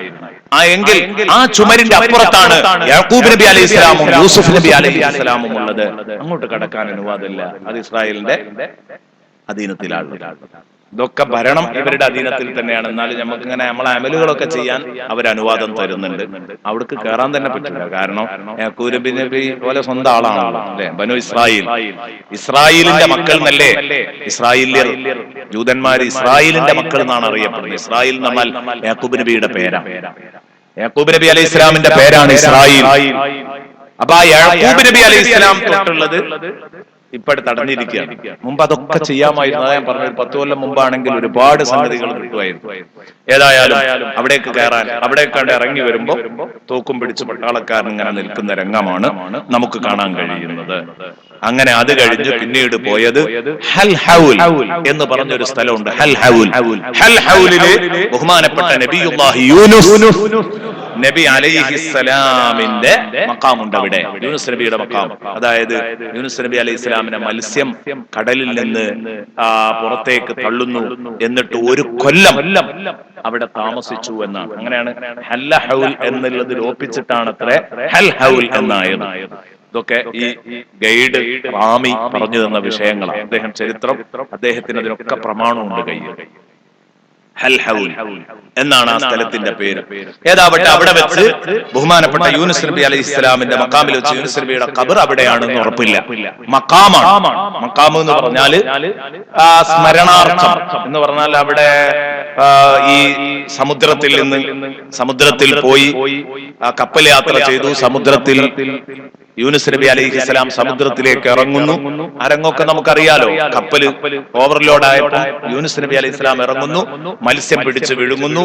ലാ ഇലാഹ ഇല്ലാ അൻത സുബ്ഹാനക ഇന്നി കുന്തു മിനൽ ളാലിമീൻ എന്ന ദിക്ർ ചൊല്ലിയപ്പോൾ മത്സ്യം കൊണ്ടുവന്ന് ഒഴിഞ്ഞിട്ട രംഗം ഒക്കെ നമുക്കറിയാവുന്നതാണ്. അപ്പൊ ആ സംഭവത്തിൽ അവിടെ വെച്ചിട്ട് ലാ ഇലാഹ ഇല്ലാ അൻത സുബ്ഹാനക ഇന്നി കുന്തു മിനൽ ളാലിമീൻ എന്ന ദിക്ർ കുറേ വട്ടം എല്ലാവരും ഒരുമിച്ച് ഇരുന്ന് ഇങ്ങനെ ചൊല്ലി എല്ലാം കഴിഞ്ഞ് ദുആഉം കഴിഞ്ഞു. ശേഷം ബൈത്തുൽ ലഹ്മിലേക്ക് തിരിച്ചു. ബൈത്തുൽ ലഹ്ം എന്ന് പറഞ്ഞാൽ ഈസാ നബി അലൈഹി ഇസ്ലാമിന്റെ ജന്മസ്ഥലം. ബൈത്തുൽ ലഹ്മിൽ പോയി അവിടെ കനീസത്തുൽ മഹ്ദ് കണ്ടു. കനീസത്തുൽ മഹ്ദ് എന്ന് പറഞ്ഞാൽ നേരെ അർത്ഥം തൊട്ടിലുള്ള ചർച്ച് എന്നാണ്. തൊട്ടിൽ ചർച്ച് എന്നാണ് നേരെ അർത്ഥം. കനീസത്തുൽ മഹ്ദ് ആ കനീസയുടെ ഉള്ളിലാണ്. ആ ചർച്ച് ഇപ്പൊ അവിടെ ചർച്ചാണ്, ക്രിസ്ത്യാനികളുടെ വലിയ ചർച്ച. ആ ചർച്ചിന്റെ ഉള്ളിലേക്ക് പോയി. ആ ചർച്ചിലാണ് ബഹുമാനപ്പെട്ട ഈസാ നബി അലൈഹി സ്വലാമിനെ മറിയം ബീവി പ്രസവിച്ച സ്ഥലം. അതാ കൃത്യമായിട്ട് ആ സ്ഥലം വേറിട്ട് അടയാളപ്പെടുത്തിയിട്ടുണ്ട്. മറിയം ബീവി ഈസാ നബിയെ പ്രസവിച്ച സ്ഥലം ഏകദേശം ഇവിടെയാണെങ്കിൽ കുട്ടിയെ എടുത്തു കിടത്തിയ തൊട്ടിൽ ഇപ്പുറത്ത്. അതൊരു പാറ, തൊട്ടിലിന്റെ ആകൃതിയിലുള്ള ഒരു പാറയുണ്ട്. അങ്ങോട്ടാണ് ഇത്ര കുട്ടിയെ എടുത്തു കിടത്തിയിട്ടുള്ളത്. അതൊക്കെ ഇപ്പോഴും ചരിത്രത്തിൽ സൂക്ഷിച്ചു വെച്ചിട്ടുണ്ട്. പക്ഷേ അവിടെ ഒരു ഫാത്തിഹ ഓതാനോ ദ്വാരക്കാനോ ഒന്നും പറ്റൂല. കാരണം ഫുള്ള് ഇവരുടെ അധീനത്തിലാണ്, ക്രിസ്ത്യാനികൾ അധീനത്തിലാണ് ഉള്ളത്. കനീസയാണ്, ചർച്ചാണ്. നമുക്ക് ചരിത്രമൊക്കെ കാണാം, അങ്ങനെ ചരിത്രമൊക്കെ പറയാം. അതതിന്റെ ഉള്ളിൽ നിന്ന് പറഞ്ഞു കൊടുക്കാനൊക്കെ പറ്റും. അതല്ലാതെ ദുആ ചെയ്യാനും മറ്റൊന്നും നടക്കൂല. ഏതായാലും ആ പുണ്യ സ്ഥലങ്ങളൊക്കെ ഇങ്ങനെ സന്ദർശിച്ച് പിന്നീട് അവിടെ നിന്നും പുറത്തിറങ്ങിയപ്പം സയ്യിദുന ഉമർ റളിയല്ലാഹു അൻഹു തന്റെ ഭരണകാലത്താണല്ലോ ഈ ഫത്ഹുകളൊക്കെ സാധിപ്പിച്ചെടുത്തത്. ഈ മോചനങ്ങളൊക്കെ ഉമർ റളിയല്ലാഹുവിന്റെ കാലത്താണ് ഉണ്ടായത്. ഇസ്ലാമിന് കീഴിൽ ഈ രാജ്യങ്ങളൊക്കെ മോചിപ്പിച്ചെടുത്തത്. അതുകൊണ്ട് തന്നെ കനീസത്തുൽ മഹ്ദിൽ നിന്ന് പുറത്തിറങ്ങുമ്പോൾ അവിടെ ഒരു വലിയൊരു പള്ളിയുണ്ട്. ആ പള്ളിന്റെ പേര് മസ്ജിദ് ഉമർ ഇബ്നുൽ ഖത്താബ്. ഉമർ ഇബ്നുൽ ഖത്താബ് പള്ളി ഇപ്പോഴും ഉമർ ഇബ്നുൽ ഖത്താബ് റളിയല്ലാഹു അൻഹുവിന്റെ പേരിൽ ഒരു പള്ളി ഇപ്പോഴും, അത് വളരെ പഴക്കമുള്ള പള്ളിയാണ്, തുറന്ന് പ്രവർത്തിക്കുന്നില്ല, അടഞ്ഞു കിടക്കുകയാണ്. ആ പള്ളി അവിടെ കാണാൻ പറ്റും. എന്നിട്ട് ശേഷം ഭക്ഷണം കഴിച്ചു. പിന്നീട് ബഹുമാനപ്പെട്ട മറിയം ബീവിയുടെ മഖ്ബറയിൽ പോയി. അതൊക്കെ ക്രിസ്ത്യാനികളുടെ കയ്യിലാട്ടോ. അവിടെ ഒന്നും ആരാധനകളൊന്നും പറ്റില്ല. മറിയം ബീവിയുടെ അടുത്ത് ചെന്നു മറിയം ബീവിയുടെ മഖ്ബറ കാണാം. ആ മറിയം ബീവിന്റെ മഖ്ബറയിൽ ചെന്ന് നമുക്ക് സലാം പറഞ്ഞിങ്ങനെ പോരാ. അങ്ങനെ മറിയം ബീവിയുടെ മഖ്ബറ ഉള്ളിലാണുള്ളത്. ഉള്ളിലുള്ള ഒരു റൂമിൽ, അതിന്റെ ഉള്ളിലേക്ക് ഇങ്ങനെ പോയിട്ട് അപ്പുറത്തു കൂടെ ഇങ്ങനെ ചാടിയിട്ട് ഇപ്പുറത്ത് വന്നാൽ മറിയം ബീവിയുടെ വാപ്പ ഇമ്രാൻ റളിയല്ലാഹു അൻഹുവിന്റെ ഖബർ ഇപ്പുറത്ത്, വാപ്പാന്റെ തൊട്ടിപ്പുറത്ത് ബീവി ഹന്ന റളിയല്ലാഹു അൻഹ മറിയം ബീവിന്റെ ഉമ്മന്റെ ഖബർ, ഇതൊക്കെ അവിടെ ഉണ്ട്. അതൊക്കെ സന്ദർശിച്ച് ആ ഖബറുകൾ സന്ദർശിച്ച് ശേഷം പിന്നീട് ദാവൂദ് നബി അലൈഹിസ്സലാമിന്റെ ഖബർ, നബിയുല്ലാഹി ദാവൂദ് അലൈഹിസ്സലാമിന്റെ ഖബർ, ഇതൊക്കെ നമ്മളിങ്ങനെ കേൾക്കുമ്പോഴേ ഒരു 3000-4000 കൊല്ലത്തെ പഴക്കം വേണം ഇവിടെയൊക്കെ ചിന്തിക്കാൻ.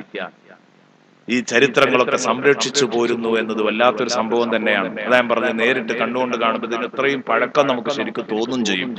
ദാവൂദ് നബി അലൈഹി ഇസ്ലാമിന്റെ അടുത്ത് ചെന്നപ്പോ ജൂതന്മാരുടെ മിസ്മാർ അവിടെ ശരിക്കും കാണാം. മിസ്മാർ എന്ന് പറഞ്ഞാൽ അവരിങ്ങനെ ആടിയിട്ട് പോലെ ദിക്ർ, അങ്ങനെ ആടിയിട്ടുള്ള ഈ ദാവൂദ് നബി അലൈഹി ഇസ്ലാമിനെ പറ്റി തന്നെ അങ്ങനെ പറയുന്നുണ്ടല്ലോ, നല്ല രാഗത്തിൽ വായിക്കുമായിരുന്നു, കിതാബ് വായിക്കുമായിരുന്നു. എന്നിട്ട് പക്ഷികളും ഇവരൊക്കെ വന്നിട്ട് അതിങ്ങനെ ശ്രദ്ധിക്കുമായിരുന്നു എന്ന് ഖുർആൻ പറയുന്നുണ്ടല്ലോ.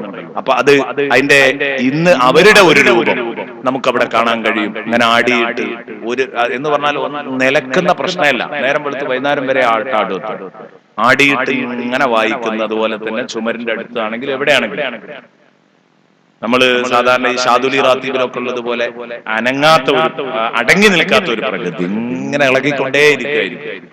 അങ്ങനെ ദിക്റുകൾ ചൊല്ലിക്കൊണ്ടിരിക്കുന്ന ഒരു രംഗം ഇത് അതിന്റെ ഉള്ളിൽ നിറയെ കാണാൻ കഴിയും. ഏതായാലും ദാവൂദ് നബി അലൈഹി ഇസ്ലാമിന്റെ അടുത്തെത്തി. ഒരുപാട് താടിക്കാരുണ്ട് അവിടെ. അവരവരുടെ ആരാധനകൾ ഇങ്ങനെ ചെയ്യുന്നു. നമ്മൾ പതുക്കെ ഒന്ന് ഫാത്തിഹ ഓതി ദുആ ചെയ്തു.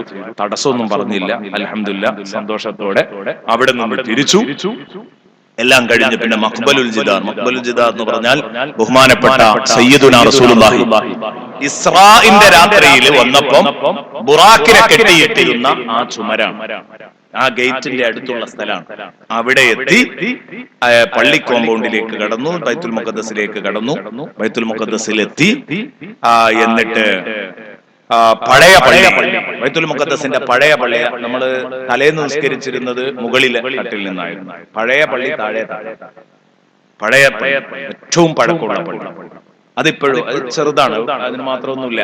ബൈത്തുൽ മുഖദ്ദസിന്റെ പഴയ പള്ളി എന്ന് പറഞ്ഞാൽ നമ്മളെ ഈ 2 ഹാളും കൂടെ കൂടി അത്രേ ഉണ്ടാവും, അത്രേ വലുപ്പമുള്ളൂ. ഈ 2 ഹാളും കൂടെ കൂടുന്ന അത്രേ പഴയ പള്ളി വലുപ്പം, മറ്റത് വലുപ്പമുണ്ട്. അപ്പൊ ആ പള്ളിയിലേക്ക് കടക്കാൻ വിടൂല, ചിലപ്പോൾ മാത്രം തുറക്കും. ഞങ്ങൾ ചെന്നപ്പോ തുറന്നിട്ടുണ്ട്, കയറട്ടെ എന്ന് ചോദിച്ചപ്പോ ജസ്റ്റ് കണ്ടുവരാൻ. അങ്ങനെ പോയി തഹിയ്യത്ത് നിസ്കരിച്ചു. ഫർള് നിസ്കരിക്കാൻ അവർ നിർബന്ധിച്ചതനുസരിച്ച് മുകളിലേക്ക് തന്നെ വന്നു, അവിടെ വെച്ച് നിസ്കരിച്ചു. പിന്നെ വന്നു നോക്കുമ്പോ മൗലാന മുഹമ്മദ് അലി ജൗഹർ, ഇന്ത്യക്കാരനായ അദ്ദേഹത്തിന്റെ ഖബറുള്ളത് ബൈത്തുൽ മുഖദ്ദസിലാണ്. ചരിത്രം പഠിച്ചവർക്കറിയാം, അങ്ങോട്ട് കൊണ്ടുപോകാൻ അദ്ദേഹം പറഞ്ഞതാണ്. മൗലാന മുഹമ്മദ് അലി ജൗഹർ എന്റെ ഖബർ, എന്റെ മയ്യിത്ത് അങ്ങോട്ട് കൊണ്ടുപോകണമെന്ന് നിർദ്ദേശിച്ചതാണ്. അതിനനുസരിച്ചാണ് അവിടെ കൊണ്ടുപോയി ഖബറടക്കിയത്. മൗലാന മുഹമ്മദ് അലി ജൗഹർ അൽ ഹിന്ദി എന്ന് അങ്ങനെ തന്നെ ബോർഡ് വെച്ചിട്ടുണ്ട്. അൽ ഹിന്ദി എന്ന് വലിയ അക്ഷരത്തിൽ, ഇന്ത്യക്കാരൻ മൗലാന മുഹമ്മദ് അലി ജൗഹർ. അതുപോലെ തന്നെ ഖാദിമുൽ കഅബ, വേറൊരു കഅബ്, ഹായിത്തുൽ ബുറാഖ്, ബുറാഖിനെ കെട്ടിയിരുന്ന ചുമരിന്റെയും മസ്ജിദുൽ അഖ്സയുടെ ഒക്കെ ഹാരിസ്, അതിന്റെ പാറാവുകാരൻ. അങ്ങനെ 3 ആളുകളുടെ ഖബർ ഒറ്റക്കെട്ടിന്റെ ഉള്ളിലുണ്ട് ഒരു റൂമിൽ. ഒക്കെ കെട്ടിപ്പൊക്കിയ ഖബറുകളാണ്, ഓരോന്നും റൂമിന്റെ ഉള്ളിൽ കെട്ടിപ്പൊക്കിയ ഖബറുകളാണ്. അത് സിയാറത്ത് ചെയ്തു. അതിന്റെ ശേഷം മസ്ജിദുൽ അഖ്സയുടെ മുകളിൽ പോയി നിസ്കരിച്ചു, ദുഹ്റും അസ്റും ഒക്കെ നിസ്കരിച്ചു. പിന്നീട് മറിയം ബീവി റളിയല്ലാഹു, ഈ ബൈത്തുൽ മുഖദ്ദസിന്റെ ഉള്ളിൽ നിന്ന് തന്നെ സൂറത്തുൽ ദുഹാ മുതൽ സൂറത്തുൻ നാസ് വരെ പള്ളിയിൽ ഇരുന്ന് ഒറ്റയ്ക്കിരുന്ന് ഓരോരുത്തരോട് ഓതാൻ പറഞ്ഞു. സ്വന്തമായിട്ട് അവനവന്റെ ഉദ്ദേശങ്ങൾ മനസ്സിൽ കണ്ട് കൂട്ടപ്രാർത്ഥന കുറെ നടത്തിയതിന്റെ ശേഷം സ്വന്തം ആവശ്യങ്ങൾ പടച്ചോന്റെ അടുത്തേക്കൊന്ന് മലർത്തി വെച്ച് പൊട്ടിക്കരയണമെന്ന് പറഞ്ഞു. പള്ളിയുടെ പല മൂലകളിൽ പലരും തേങ്ങി തേങ്ങി കരഞ്ഞു. നല്ല ഒരു അനുഭവമായിരുന്നു. ഒറ്റക്കിരുന്നിട്ട് പൊട്ടിക്കരഞ്ഞു. കാരണം 3ാമത്തെ പള്ളിയല്ലേ, മക്കത്തെ പള്ളി കഴിഞ്ഞാൽ പിന്നെ മദീനത്തെ പള്ളിയാ. അത് കഴിഞ്ഞാൽ പിന്നെ ബൈത്തുൽ മുഖദ്ദസാണ്, ആരാധനക്ക് ഏറ്റവും പുണ്യമുള്ള സ്ഥലം. അവിടെ സുജൂദ് ചെയ്ത് അവിടെ നിന്ന് ഖുർആൻ ഓതി പൊട്ടിക്കരയുന്നു മുഅ്മിനീങ്ങൾ. അൽഹംദുലില്ലാഹ്. അത് കഴിഞ്ഞ് ആ പള്ളിയുടെ വലതുഭാഗത്താണ് മിഹ്റാബ് മറിയം ബീവി. ബൈത്തുൽ മുഖദ്ദസിലെ മിഹ്റാബിലാണല്ലോ വളർന്നത്. സക്കരിയ നബി അലൈഹിസ്സലാമാണ് പോറ്റിയത്. സക്കരിയ നബി അലൈഹിസ്സലാം ആ മിഹ്റാബിലേക്ക് കടന്നു വരുമ്പോഴൊക്കെ ഭക്ഷണമായിട്ട് വരുമ്പോ മറിയം ബീവിക്ക് ആകാശത്ത് നിന്ന് ഭക്ഷണം കിട്ടിയിട്ടുണ്ടാവും. എവിടെന്നാ മറിയം എന്ന് ചോദിക്കുമ്പോ മിൻ ഇൻദില്ലാഹ്, പടച്ചോൻ തന്ന ഭക്ഷണമാണ് എന്ന് പറയും. അള്ളാഹു ഇറക്കി തന്ന ഭക്ഷണമാണ്. ഇതൊക്കെ നമ്മൾ ഖുർആനിൽ ഓതിയ ആ മിഹ്റാബ് ഇപ്പോഴും അവിടെ ഉണ്ട് എന്ന് പറഞ്ഞാൽ പ്രാർത്ഥനാ മുറി. ബഹുമാനപ്പെട്ട മറിയം ബീവി ആരാധിച്ചിരുന്ന ബൈത്തുൽ മുഖദ്ദസിന്റെ ഒരു ചാരത്ത് മറിയം ബീവി കൂടിയിരുന്ന റൂം ഇപ്പോഴും അവിടെ ഉണ്ട്. ആ റൂമിന്റെ മുമ്പിൽ എല്ലാവരും ഒരുമിച്ച് കൂട്ടി ബഹുമാനപ്പെട്ട കൂറ്റമ്പാറ ഉസ്താദ് എല്ലാവർക്കും ഹദ്ദാദിന്റെ ഇജാസത്ത് അവിടെ നിന്ന് നൽകി. ഹദ്ദാദ് സ്ഥിരമായി പാരായണം ചെയ്യണമെന്ന് പറഞ്ഞു. അൽഹംദുലില്ലാഹ്, വളരെ സന്തോഷത്തോടുകൂടെ ജനങ്ങൾ അത് ഏറ്റെടുത്തു. ശേഷം ഉമർ റളിയല്ലാഹുവിന്റെ കരാർ പത്രം പതിച്ച ഒരു പള്ളിയുണ്ട്, മസ്ജിദ് ഉമർ ഇബ്നുൽ ഖത്താബ് വേറെയുണ്ട്. അത് സന്ദർശിച്ചു. അവിടെ നിന്ന് തിരിച്ചു റൂമിലേക്ക് പോയി. എന്ന് പറഞ്ഞാൽ ജൂതന്മാർക്ക് ജൂതന്മാരായിട്ടും ക്രിസ്ത്യാനികൾക്ക് ക്രിസ്ത്യാനികളായിട്ടും ഒക്കെ ജീവിക്കാം, ഞങ്ങൾ നിങ്ങളെ ദ്രോഹിക്കൂല, ഇത് ഉമർ ഉണ്ടാക്കുന്ന ഉടമ്പടിയാണ് എന്ന് പറഞ്ഞിട്ട് അറബിയിൽ ഉമർ റളിയല്ലാഹുവിന്റെ അന്നത്തെ കത്ത് ഇപ്പോഴും അവിടെ ചുമരില് പതിച്ചു വെച്ചിട്ട്.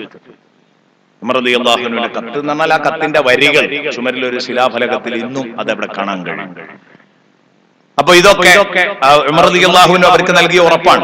അതൊക്കെ കഴിഞ്ഞ് പിന്നെ വീണ്ടും റൂമിലേക്ക് തന്നെ തിരിച്ചു. വിശ്രമം, ഭക്ഷണം, നിസ്കാരം, ഹദ്ദാദ് എല്ലാം കഴിഞ്ഞു. പിറ്റേ ദിവസം വീണ്ടും ജബലു സൈത്തൂനിലേക്ക് പുറപ്പെട്ടു. പെട്ടെന്ന് പറഞ്ഞു തീർക്കാൻ ജബലു സൈത്തൂനിലേക്ക് പുറപ്പെട്ടു. 8:40 അവിടെ എത്തി. അതൊരു ഒരു വലിയ മലയുടെ മുകളിലേക്ക് കയറുകയാണ്. ആ മലയുടെ മുകളിൽ ചെന്ന ഖുദ്സിന്റെ മൊത്തം രംഗം എന്ന് പറഞ്ഞാൽ നമ്മുടെ സാധാരണ നമ്മൾ വയനാട്ടിൽ പോകുമ്പോ ചുരത്തിൽ പോയി താഴോട്ട് നോക്കുന്നത് പോലെ മലയുടെ മുകളിൽ ചെന്നിട്ട് ഖുദ്സിന്റെ മൊത്തം ഭംഗി മുകളിൽ പോയിട്ടൊന്ന് ആസ്വദിക്കാം. ഈ ഖുദ്സ് ഭാഗങ്ങളൊക്കെ എന്ന് പറഞ്ഞാൽ നമ്മളിപ്പോ ഈ പറഞ്ഞ ഭാഗങ്ങളൊക്കെ സന്ദർശിച്ചു പോകുന്ന ഭാഗങ്ങളൊക്കെ അവിടെ നിന്ന് കാണുമ്പോൾ അതിന് വല്ലാത്തൊരു ഭംഗിയാണ്. കെട്ടിടങ്ങള് എല്ലാം ഖുബ്ബത്തു സുഹ്റാ ഒക്കെ എടുത്ത് പിടിച്ചിങ്ങനെ നിൽക്കുന്നത് ശരിക്കും അവിടെ നിന്ന് കാണാൻ പറ്റും. അവിടെ നിന്ന് ഫോട്ടോ പകർത്തുമ്പോഴാണ് ഏറ്റവും നന്നായി കിട്ടുക. അങ്ങനെ അതിന്റെ മുകളിൽ പോയി അവിടെ ഇറങ്ങി ആ കാഴ്ചകളൊക്കെ ഒന്ന് കണ്ടു. ആ ജബലു സൈത്തൂനിന്റെ മുകളിലാണ് ബഹുമാനപ്പെട്ട ബീവി റാബിയത്തുൽ അദവിയ്യ റളിയല്ലാഹു അൻഹയുടെ മഖ്ബറയുണ്ട്. റാബിയത്തുൽ അദവിയ്യയെ എത്ര വട്ടം നമ്മൾ പറഞ്ഞതാണ്, കേട്ടതാണ്. ആ റാബിയത്തുൽ അദവിയ്യയെ സിയാറത്ത് ചെയ്തു. എന്നിട്ട് ത്വാബ എന്ന മിസ്ർ ബോർഡറിലേക്ക് പുറപ്പെട്ടു. ഈ ഇസ്രായേലിലേക്ക് എന്ന് പറയുമ്പോൾ പലസ്തീനും ഇസ്രായേലും ഈ പറഞ്ഞ യാത്രയിൽ പെട്ടു. കാരണം അത് രണ്ടും ഒന്ന് തന്നെയാണല്ലോ. പിന്നെ ഇസ്രായേൽ പിന്നെ പുതുതായിട്ട് ഉണ്ടാക്കുകയും മതിൽ വെക്കുകയും ചെയ്തല്ലേ, വലിയ മതിലാണ്. ഈ മതിൽ ഇവർക്ക് ഇഷ്ടമുണ്ടാകുമ്പോൾ ഇങ്ങോട്ട് കടത്തിയിട്ട് വെച്ചാൽ തന്നെ ഞങ്ങൾ കുറച്ചും കൂടെ പിടിച്ചിരിക്കുന്നു പറഞ്ഞാൽ കേൾക്കുക, വേറെ മുസ്ലിമീങ്ങൾക്ക് വേറെ നിർവാഹമില്ല. ആ രൂപത്തിലാണ് ഇവരുടെ അക്രമം. സുബ്ഹാനല്ലാഹ്. ഏതാവട്ടെ അതൊക്കെ കഴിഞ്ഞു. പിന്നെ മിസ്രിലേക്ക് പുറപ്പെട്ടു. ത്വാബ എന്ന് പറയുന്നത് മിസ്രിന്റെയും ഇസ്രായേലിന്റെയും ബോർഡർ. അങ്ങനെ പലസ്തീനിന്റെയും ഇസ്രായേലിന്റെയും ബോർഡറിലെത്തി. അവിടെ വെച്ചിട്ട് ബോർഡറിലേക്ക് വരുന്ന വഴി ഈ ബഹറുൽ മയ്യിത്ത് നമ്മൾ തലേന്ന് കണ്ടു എന്ന് പറഞ്ഞ ചാവുകടൽ, ഡെഡ് സീ. ഈ ഡെഡ് സീ മറിച്ചിടുന്ന സമയത്ത് ലൂത്ത് നബി അലൈഹിസ്സലാമിന്റെ ഭാര്യ, ആ ഭാര്യയെ നശിപ്പിച്ചു കളഞ്ഞത് ഖുർആൻ പറയുന്നുണ്ട്. ഭാര്യ തിരിഞ്ഞു നോക്കും, അവള് നശിക്കുമെന്ന് ഖുർആൻ പറഞ്ഞതാ. ഭാര്യ തിരിഞ്ഞു നോക്കരുതെന്നായിരുന്നു അള്ളാന്റെ കൽപ്പന. എന്തൊക്കെ ഒച്ചപ്പാട് ബാക്കെന്ന് കേട്ടാലും അവരെ നശിപ്പിക്കുന്ന ഒച്ചപ്പാട് കേട്ടാ തിരിഞ്ഞു നോക്കരുത്. ഭാര്യ തിരിഞ്ഞു നോക്കിയ ഭാര്യ അവള് നശിച്ചു. ചരിത്രത്തിൽ പറയുന്നത് അവൾ ഉപ്പുകല്ലായി മാറിപ്പോയി എന്നാണ്, പരിണമിച്ചു പോയി. അങ്ങനെ ഒരു പെണ്ണിന്റെ പ്രതിമ ഉപ്പുകല്ലായിട്ട് അവിടെ കാണിക്കപ്പെടുന്നുണ്ട്. അത് സൗജത്തുൽ ലൂത്താണ് എന്ന് പറയപ്പെടുന്നു. ആധികാരികമായിട്ട് അവിടെ ബോർഡും വെച്ചിട്ടുണ്ട്. അല്ലാഹു അഅലം. കാണാൻ കഴിയുന്നുണ്ട് അവിടെ ചെല്ലുമ്പോ. അങ്ങനെ ഒരു പെണ്ണിന്റെ പ്രതിമ പോലെ ഒരു ഉപ്പുകല്ല് ഇങ്ങനെ നിൽക്കുന്നത് കാണാൻ പറ്റും. സൗജത്തുൽ ലൂത്ത് എന്ന് അവിടെ ബോർഡും വെച്ചിട്ടുണ്ട്. ലൂത്ത് നബി അലൈഹി ഇസ്ലാമിന്റെ ഭാര്യ. അല്ലാഹു അഅലം. കാരണം ചരിത്രത്തിൽ ഇപ്പോ ഇനി വന്നതിന്റെ ശേഷം ഞാനത് ഇങ്ങനെ പരതിക്കൊണ്ടിരിക്കുകയാണ്. അങ്ങനെ ഒന്നും കിട്ടിയിട്ടില്ല. അത് ഗൈഡ് ഇങ്ങനെ പറഞ്ഞു എന്ന് മാത്രം. ഏതായാലും അത് അവിടെ കണ്ടു. 2:30 അങ്ങനെ പോകുന്ന വഴിയിൽ വെച്ച് 2:30 മരുഭൂമിയുടെ നടുക്ക് വെച്ച്, ഞാൻ പറയുന്നത് യാത്ര ഇങ്ങനെ വിവരിക്കുന്ന സമയത്ത് എല്ലാ ഓർമ്മകളും വേണമല്ലോ. മരുഭൂമിന്റെ നടുക്ക് വെച്ച് വണ്ടി കേടുവന്നു. അതൊരു വല്ലാത്ത രംഗായിരുന്നു. അപ്പൊ പിന്നെ ഓർമ്മ വരാത്ത ദിക്റില്ല, ചെല്ലാത്ത ദുആഇല്ല. എല്ലാരും കൂറ്റമ്പാറ ഉസ്താദ് ഉണ്ടല്ലോ. അദ്ദേഹം ആകെ അതുവരെ തമാശ പറഞ്ഞ് ചിരിപ്പിച്ചെങ്കിലും പിന്നെ ആകെ ബേജാറാക്കി. കാരണം എന്താണ് ആ അവസ്ഥ മരുഭൂമിന്റെ നടുക്ക്? കാരണം വണ്ടി കേട് വന്നു കഴിഞ്ഞാൽ AC അങ്ങോട്ട് പോയി കഴിഞ്ഞാൽ ഒരു നിലക്കും അതിന്റെ ഉള്ളിൽ നിൽക്കില്ല. പുറത്തിറങ്ങിയാലോ ഒരു നിലക്കും നിൽക്കാനും പറ്റില്ല. പൊള്ളുന്ന ചൂട് ഉറപ്പാ. മരിച്ചടുപ്പോ ആ രൂപത്തിലാണ്. നമ്മൾ ആ വെയിൽ കൊണ്ടാ തന്നെ മരിച്ചു. പിന്നെ എവിടുന്ന് ആര് വരുന്നു കരുതിയിട്ടായി മരുഭൂമിന്റെ നടുക്ക് നിൽക്കുന്നത്? അങ്ങനെ ദുആഉൽ ഖർബ് ചൊല്ലി പ്രാർത്ഥനകൾ നടത്തി ഒക്കെയായി വണ്ടി ഒരു ശബ്ദം ഇങ്ങനെ പുറപ്പെടുവിക്കുന്നു. പുക വരുന്നു വണ്ടിയുടെ പിറകിൽ നിന്ന്. ഡ്രൈവർക്ക് പേടിയായി. പിന്നെ ഏതായാലും അങ്ങനെ ഒപ്പിച്ചൊപ്പിച്ച് അടുത്ത ഇസ്തിറാഹയിലേക്ക് എത്തി. ദുആഉൽ ഖർബിന്റെ മഹത്വം കൊണ്ടായിരിക്കും അടുത്ത ഇസ്തിറാഹയിലെത്തി. അവിടെ നിന്ന് ബസ് ചേഞ്ച് ചെയ്തു, മറ്റൊരു ബസ്സിൽ കയറി. എന്നിട്ട് ത്വാബ ബോർഡറിലെത്തി. ഭക്ഷണം കഴിച്ചു. ഹിൽട്ടൺ ലോഡ്ജ്, അവിടുത്തെ ഏറ്റവും 5 സ്റ്റാർ ഒരു നല്ല സൗകര്യമുള്ള ഒരു 5 സ്റ്റാർ ഹോട്ടലാണ്. ഏറ്റവും വലിയൊരു ഹോട്ടലാണ്. അതിലേക്ക് പോയി. അവിടെയായിരുന്നു താമസം. പിറ്റേന്ന് അവിടെ നിന്ന് തൂരിസീനയിലേക്ക് പുറപ്പെട്ടു. തൂരിസീന മല, സീനാമല. അങ്ങോട്ട് പോകുന്ന സമയത്ത് ഹാറൂൻ നബി അലൈഹിസ്സലാമിന്റെ മഖ്ബറ. പോകുന്ന വഴിയോരത്താണ് ഹാറൂൻ നബി അലൈഹിസ്സലാമിന്റെ, അതായത് മൂസ നബി അലൈഹിസ്സലാമിന്റെ ജ്യേഷ്ഠൻ ഹാറൂൻ നബി അലൈഹിസ്സലാം.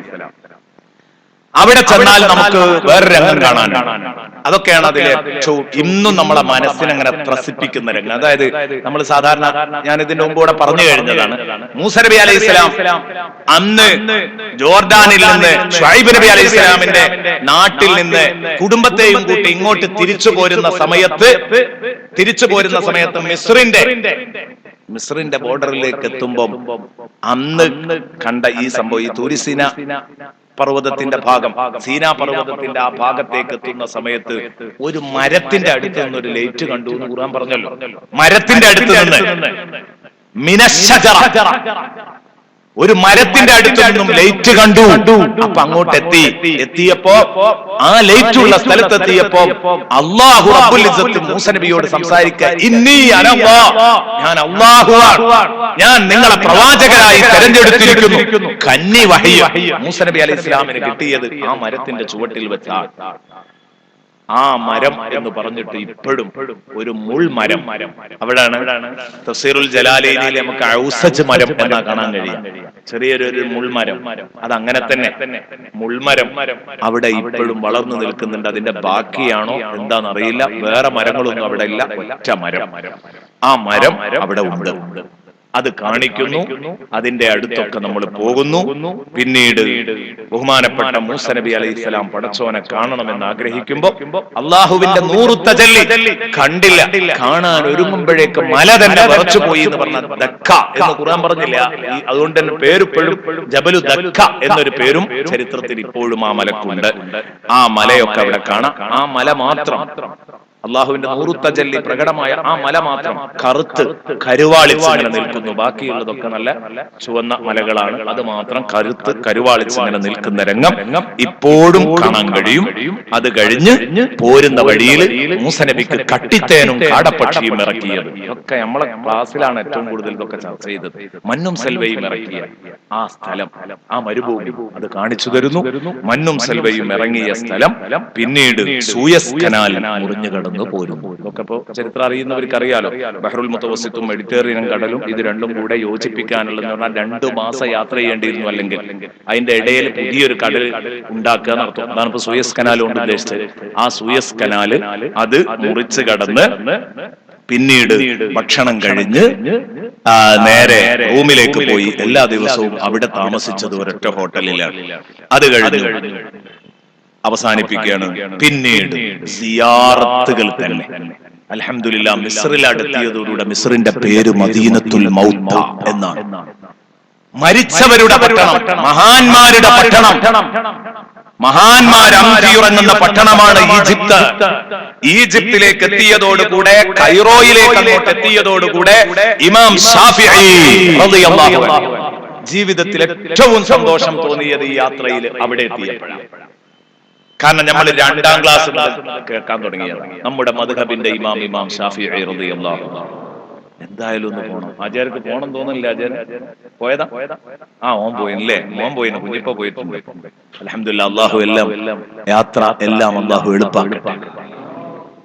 ഞാൻ പറഞ്ഞു വരുന്നത് നമ്മളൊക്കെ പോകണ്ട. ആചാര്യ കഴിഞ്ഞോണ്ടൊക്കെ പോകാൻ ഒരുങ്ങിയില്ല, നടന്നില്ല അല്ലെ? അള്ളാഹു എളുപ്പാക്കട്ടെ. എല്ലാവർക്കും അള്ളാഹു തആല അവസരം നൽകട്ടെ. ഞാൻ പറഞ്ഞു വരുന്നത് ഇൻഷാ അല്ലാഹ് നമുക്ക് പറ്റുമെങ്കിൽ, എന്നെ സംബന്ധിച്ചിടത്തോളം എനിക്ക് മറ്റുള്ള യാത്രകളെക്കാൾ ഇത് കണ്ടപ്പോ വല്ലാത്ത എന്ന് പറഞ്ഞാൽ, ഞാൻ 10, 15, 16 കൊല്ലം നിരന്തരമായിട്ട് പറഞ്ഞുകൊണ്ടിരിക്കുന്ന വിഷയം നേരിട്ട് കാണുകയാണ്. അപ്പൊ എന്റെ മനസ്സിലുണ്ടായ സന്തോഷം. അതുകൊണ്ട് വല്ലാതെ വൈകാതെ ഞാൻ ഏതായാലും ഒന്നും കൂടെ പോകാൻ തീരുമാനിച്ചു. കൂടെ വരാൻ ആഗ്രഹിക്കുന്നവരുണ്ടെങ്കിൽ വിവരം പറയാവുന്നതാണ്. ഇൻഷാ അല്ലാഹ് നമുക്ക് വണ്ണക്കോടിന്റെ കീഴിൽ തന്നെ അങ്ങോട്ട് പോയി പോരാവുന്നതാണ്. അദ്ദേഹം ആ വിഷയത്തിൽ 9ാമത്തെ തവണയാണ് അദ്ദേഹം യാത്ര നടത്തുന്നത്. അദ്ദേഹം അതിൽ നിപുണനാണ്. ഇമാം ഷാഫിഈ റളിയല്ലാഹു അൻഹുവിന്റെ മഖാമിൽ നമ്മൾ നിസ്കരിക്കുന്നത്, നമ്മൾ നോമ്പ് വെക്കുന്നത്, നമ്മൾ ഖുർആൻ ഓതുന്നത്, നമ്മൾ ഹജ്ജ് ചെയ്യുന്നത്, നമ്മൾ ഉംറ ചെയ്യുന്നത്, നമ്മൾ വുളു എടുക്കുന്നത് അല്ലെ? വുളു എടുക്കുമ്പോൾ വരെ ആ ഷാഫി ഇമാം പറഞ്ഞ എങ്ങനെ നോക്കിയിട്ടല്ലേ നമ്മൾ ചെയ്യുന്നു. ആ ഷാഫി ഇമാമിന്റെ ചാരത്തെത്തി നിസ്കരിക്കുക, അവിടെ ചാരത്തെത്തി ദുആ ചെയ്യാനുള്ള അവസരം അൽഹംദുലില്ലാഹ് എല്ലാവരും ശരിക്കും പൊട്ടിക്കരഞ്ഞ് ദുആ ചെയ്ത ഒരു സ്ഥലമാണ് ഷാഫി ഇമാമിന്റെ ഹദ്റത്ത്. അൽഹംദുലില്ലാഹ്, അല്ലാഹു കബൂലാക്കട്ടെ. അവിടെ നിന്ന് ഇറങ്ങിയാൽ സക്കരിയൽ അൻസാരി റളിയല്ലാഹു അൻഹു. ഇതൊക്കെ ശരിക്ക് ഞാൻ കൂട്ടത്തിൽ പറയാണ്, സാമ്പത്തികമായിട്ട് ശേഷിയുള്ളവര് എന്റെ അഭിപ്രായം ഇത് ഏറ്റവും കൂടുതൽ ഈ യാത്ര നടത്തേണ്ടത് പാവപ്പെട്ട മുദരിസുമാരും ഉസ്താദുമാരും ഒക്കെ. ഇവരാണ് ഈ സംഗതി ഏറ്റവും പറയുന്നത്. പക്ഷെ അവരെടുത്ത് കാശില്ല എന്നുള്ള പ്രശ്നമാണ്. ഞാൻ പറഞ്ഞു, വണ്ടിയിൽ നിന്ന് നല്ല വടാവമ്പ പണക്കാർ നമ്മുടെ കൂടെ ഉണ്ടായിരുന്നു.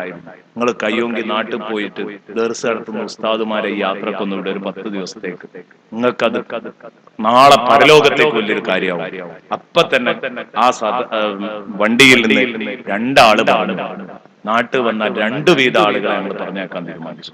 അവർക്കൊരു വിഷയമല്ല. ഒരു വിഷയമല്ല. അവർക്ക് ഓരോ മാസം വേണമെങ്കിലും അവിടെ പോയി പോരാ, അതിനൊരു വിഷയമല്ല. പക്ഷെ അവരുടെ കച്ചവടവും കാര്യവും ഇതൊക്കെ മുടങ്ങുന്നുള്ളതാണ് അവരുടെ വിഷയം. പക്ഷെ ഈ വിടുക എന്നുള്ളത്, കാശ് കൊടുത്ത് വിടുക എന്നുള്ളത് അവർക്കൊരു വിഷയമല്ല. പറയണ ആവതുള്ളവർ ഉസ്താദുമാരെ കൊണ്ടുപോകാൻ കഴിഞ്ഞാൽ അവർക്ക് ഈ ചരിത്രങ്ങളൊക്കെ ശരിക്കറിയാം. ഇപ്പൊ ശരിക്കും സക്കരിയ അൻസാരിയുടെ അടുത്ത് ചെന്നിട്ട് ഒരു ഉസ്താദിന് സിയാറത്ത് ചെയ്യുമ്പോൾ കിട്ടുന്ന സന്തോഷം എത്രയാ. ഈ സക്കരിയ അൻസാരി റളിയല്ലാഹു അൻഹുവിനെ ശൈഖുൽ ഇസ്ലാം സക്കരിയ അൻസാരി റളിയല്ലാഹു അൻഹു അവരുടെ മഖ്ബറയിൽ പോയി. അവിടെ നിങ്ങോട്ട് ഇറങ്ങി ഇബ്നു അതാഇല്ലാഹി സിക്കന്ദരി റളിയല്ലാഹു അൻഹുവിന്റെ അടുത്ത് പോയി. ഇത് ഞാൻ ഇങ്ങനെ എണ്ണിവിടുന്നത് കാരണം ഇതൊക്കെ പരിചയമുള്ളതാണ്. ഇബ്നു അതാഇല്ലാഹി സിക്കന്ദരിയെ പരിചയപ്പെടുത്താത്ത ഒരു വേദിയും ബഹുമാനപ്പെട്ട ഉള്ളാൾ നിങ്ങൾക്കില്ലായിരുന്നു. എപ്പോഴാണെങ്കിലും ഇബ്നു അതാഇല്ലാഹി സിക്കന്ദരിയെ പറയുമ്പോഴേക്ക് ഒരു പ്രത്യേക വികാരമാണ്. കാരണം തസവ്വുഫിന്റെ പണ്ഡിതനാണ്, തസവ്വുഫിന്റെ ഇമാമാണ്, മഹാനവറുകളുടെ അടുത്ത് തന്നെയാണ്. കാൽക്കലാണ് ഇബ്നുൽ ഹുമാം, ഹനഫി മദ്ഹബിലെ പണ്ഡിതനാണ്. ഇബ്നുൽ ഹുമാം തങ്ങൾ കിടക്കുന്നത്, ഇബ്നുൽ ഹുമാം തങ്ങൾ ഇബ്നു അതാഇല്ലാഹി സിക്കന്ദരിയെ സിയാറത്ത് ചെയ്യാൻ വന്നിട്ട് അവിടുന്ന് ഇങ്ങനെ ഓതി. ബഹുമാനപ്പെട്ടവര് എന്താ ഓതിയത്? അവിടുന്ന് നാളെ യൗമ യഅതി ലാ തകല്ലമു നഫ്സുൻ ഇല്ലാ ബിഇദ്നി ഫമിൻഹും ശഖിയ്യും വസഈദ് എന്ന ഭാഗം. നാളെ അല്ലാഹുവിന്റെ അനുമതിയില്ലാതെ ഒരൊറ്റ കുട്ടിയും സംസാരിക്കാത്ത ഒരു ദിവസം വരുന്നുണ്ട്. അന്ന് ഫമിൻഹും ശഖിയ്യും വസഈദ്, ജനങ്ങളുടെ കൂട്ടത്തിൽ പരാജിതരും വിജയികളും ഉണ്ടാകും. സ്വർഗ്ഗക്കാർ വിജയിച്ചവരാണ്, നരകക്കാർ പരാജയപ്പെട്ടവരാണ്. ഫമിൻഹും ശഖിയ്യും വസഈദ്.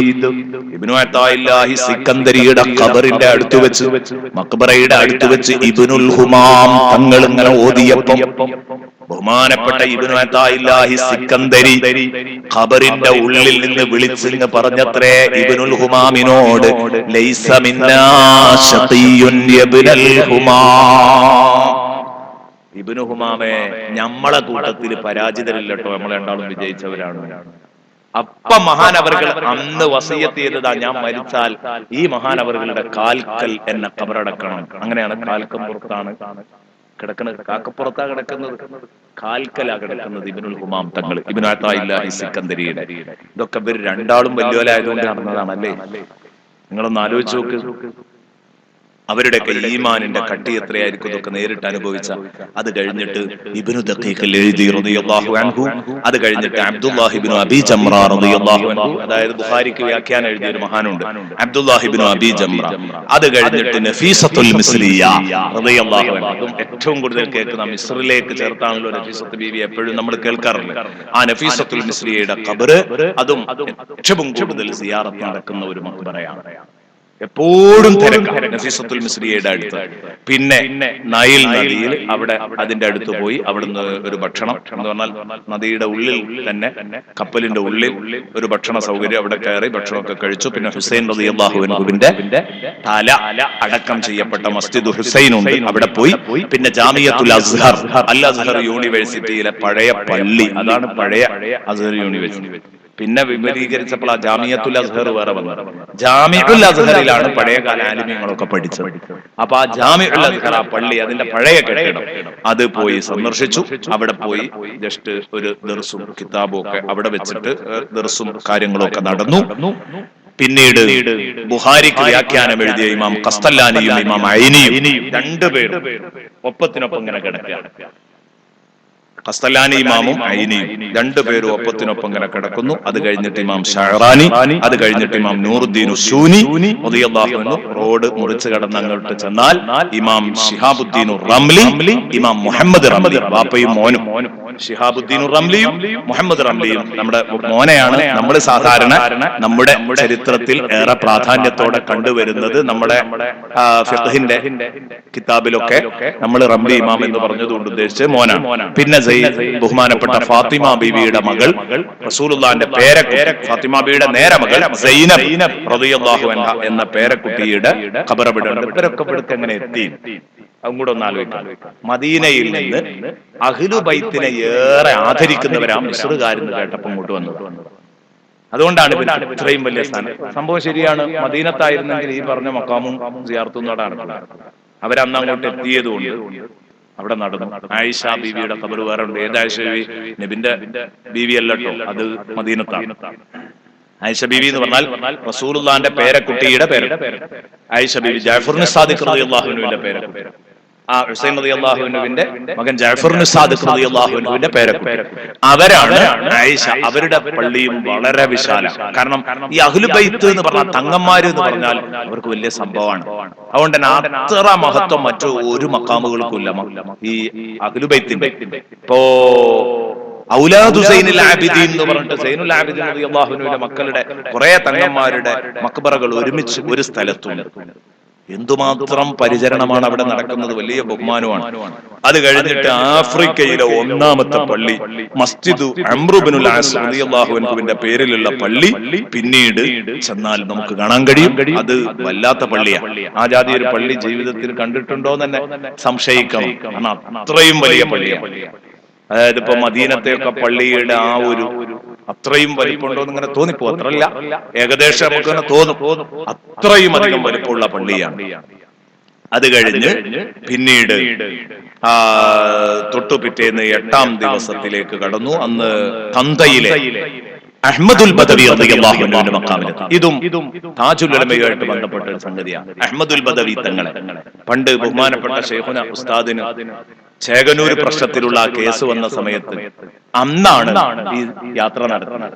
ബഹുമാനപ്പെട്ട തങ്ങളുപ്പാപ്പ ബഹുമാനപ്പെട്ട ശൈഖുനയോട് പറഞ്ഞു, ശൈഖുന ഉസ്താദിനോട് പറഞ്ഞു, AP തങ്ങളുടെ ആ ശൈലിയാണ്, AP നിങ്ങളെ കേസ് ഇവിടെ ഫയൽ ചെയ്യും, ഇവിടെ കൊടുക്കണം ആ കേസ്, അത് ഇവിടുന്ന് തീരുമാനാവണം. അതിലേക്ക് സങ്കടം പറയാൻ കുറെ ഹോളുകളുണ്ട്, ദ്വാരങ്ങളുണ്ട്. ഈ ഓട്ടന്റെ അടുത്ത് ചെന്നിട്ട് നിങ്ങളെ സങ്കടം പറഞ്ഞാൽ ഈ നാട്ടിലെത്തുമ്പോഴേക്ക് ഇത് ഫത്ഹാവും. തങ്ങളിപ്പാപ്പ പറഞ്ഞതാണ്. എന്നിട്ട് AP ഉസ്താദിനോടാണ് പറയിപ്പിച്ചത്. ആണ് പറഞ്ഞാൽ ഈ സങ്കടം നേരെ മലയാളത്തിലാണ് പറഞ്ഞാൽ. ഞാൻ പറഞ്ഞു വരുന്നത് അത് അതുപോലെ തന്നെ തേഞ്ഞു മാഞ്ഞാണ്ട് പോയി. എന്തൊരു പേടിയായിരുന്നു സത്യത്തിൽ. നമ്മളൊക്കെ പേടിച്ചൊരു സംഭവമാണ്. അഹ്മദുൽ ബദവി തങ്ങളുടെ അടുത്ത് ഏത് പ്രശ്നവും ചെന്നിട്ടാണ് പറഞ്ഞാൽ പരിഹരിക്കുന്നത്. അതാണ് അഹ്മദുൽ ബദവി തങ്ങളുടെ മക്കാമിന്റെ. അവിടെ എത്തുമ്പോഴേക്ക് ശ്രീലേക്കാട് കടക്കുമ്പോഴത്തേന് പിന്നെ പോലീസുകാരായി. ബാക്കിലും മുന്നിലും ഒക്കെ പോലീസുകാർ. കുറ്റമ്പാറസ്ഥാക്ക നല്ല രസമായിട്ട് ഇങ്ങനെ കൊണ്ടുപോകും. കാരണം പോലീസുകാർ മുന്നിലും ബാക്കിലും ഒക്കെ അങ്ങനെ അകമ്പടിയോട് കൂടെ കൊണ്ടുപോകുമ്പോൾ ഉള്ളിലുള്ളവർക്ക് ഒരു ഉഷാറ് കിട്ടാൻ വേണ്ടിയിട്ട്. സംഭവം എന്താന്ന് വെച്ചാൽ നമ്മൾ വിദേശികളായതുകൊണ്ട് നമുക്ക് നേരെ ഒരു ആക്രമണവും ഉണ്ടാകരുത്, ഒരു പ്രശ്നവും അവിടുത്തെ രാഷ്ട്രീയ പ്രശ്നങ്ങളൊന്നും നമുക്ക് ബാധിക്കരുത് എന്ന് കരുതിയിട്ട് നമ്മളെ സംരക്ഷിക്കാൻ വേണ്ടിയിട്ടാണ് ഇവർ ഓരോ ബൗണ്ടറി ഇങ്ങനെ വിട്ട് കിടക്കുന്ന സമയത്ത് പോലീസ് വണ്ടി ഇങ്ങനെ മാറും. അവിടുന്ന് അങ്ങോട്ട് വേറെ ടീം ഞാൻ ആനയിക്കും. അങ്ങനെ പോയി അൽഹംദുലില്ലാഹ് അഹ്മദുൽ ബദവി തങ്ങളുടെ മഖാമിൽ നിന്ന് സിയാറത്തൊക്കെ കഴിഞ്ഞ് ശേഷം അതേ പോലീസ് അകമ്പടിയുടെ പോലീസ് ഇങ്ങനെ കാത്തു നിൽക്കുക നമ്മളെ ചെയ്യാം. സിയാറത്ത് കഴിയോളം കാത്തു നിൽക്കും. സിയാറത്ത് കഴിഞ്ഞാൽ പോലീസ് അകമ്പടിയോടെ തന്നെ വീണ്ടും വന്ന് ഇബ്രാഹിം അദ്ദസൂഖി റളിയല്ലാഹു അൻഹു, 4 കുത്തുബുകളിൽ ഒരാളായ ഇമാം ഇബ്രാഹിം അദ്ദസൂഖി റളിയല്ലാഹു അൻഹുവിന്റെ ഹദ്റത്തിലേക്ക് എത്തി. അവിടെ നിന്ന് പ്രാർത്ഥനകളൊക്കെ കഴിഞ്ഞു. അൽഹംദുലില്ലാഹ് സന്തോഷത്തോടെ അവിടെ നിന്നും പുറപ്പെട്ടു. പിന്നീട് 9ാമത്തെ ദിവസം എത്തിയത് ആദ്യം ദാനിയാൽ നബി അലൈഹിസ്സലാമിന്റെ പള്ളിയിലാണ്. ആ പള്ളിയിൽ തന്നെയാണ് ദാനിയാൽ നബിയുടെ തൊട്ടു ചാരത്താണ് ലുഖ്മാനുൽ ഹകീം റളിയല്ലാഹു അൻഹു. സൂറത്തുൽ ലുഖ്മാനിൽ പരാമർശിച്ച ലുഖ്മാൻ റളിയല്ലാഹു അൻഹു, ആ മകനെ ഉപദേശിച്ച തയ്യൽക്കാരൻ ലുഖ്മാനുൽ ഹകീം റളിയല്ലാഹു അൻഹു. അയാൾ തയ്യൽക്കാരനായിരുന്നു, ടൈലറായിരുന്നു. പക്ഷെ ഒരു ടൈലർ ഉയർന്നാൽ എത്രത്തോളം ഉയരാം. ലുഖ്മാനുൽ ഹകീം റളിയല്ലാഹു അൻഹു അതിന്റെ ഉദാഹരണമാണ്. ആ ലുഖ്മാനുൽ ഹകീം റളിയല്ലാഹു അൻഹുവിന്റെ മഖ്ബറ, ലുഖ്മാനുൽ ഹകീം റളിയല്ലാഹു അൻഹുവിന്റെ ഉപദേശങ്ങൾ ഖുർആൻ പ്രത്യേകം എടുത്തു പറയുന്നുണ്ട്. ആ ലുഖ്മാനുൽ ഹകീം റളിയല്ലാഹു അൻഹുവിന്റെ പള്ളി, അവിടുന്ന് ജുമുഅ കഴിഞ്ഞു. ആ ജുമുഅക്ക് അവിടെയാണ് കൂടിയത്. പിന്നെ ഭക്ഷണം കഴിഞ്ഞു. തൊട്ടടുത്ത് നിന്ന് ഹോട്ടലിൽ നിന്ന് ഭക്ഷണം കഴിഞ്ഞു. ബൂസിരി ഇമാമിന്റെ ഹദ്റത്തിലേക്ക് എത്തി.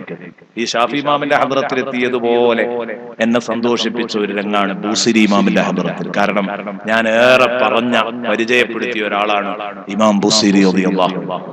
32ഓളം സീഡികളിൽ ഞാൻ ഈ ബുർദ വിശദീകരിച്ചിട്ടുണ്ട്. ബുർദയുടെ വരികൾ ഇമാം ബുസീരിയുടെ മഖ്ബറയിൽ മുഴുവനും എഴുതി വെച്ചിട്ടുണ്ട്. ഞങ്ങൾ അവിടെ നിന്ന് ബുർദ ആദ്യം മുതൽ അവസാനം വരെ ചൊല്ലി.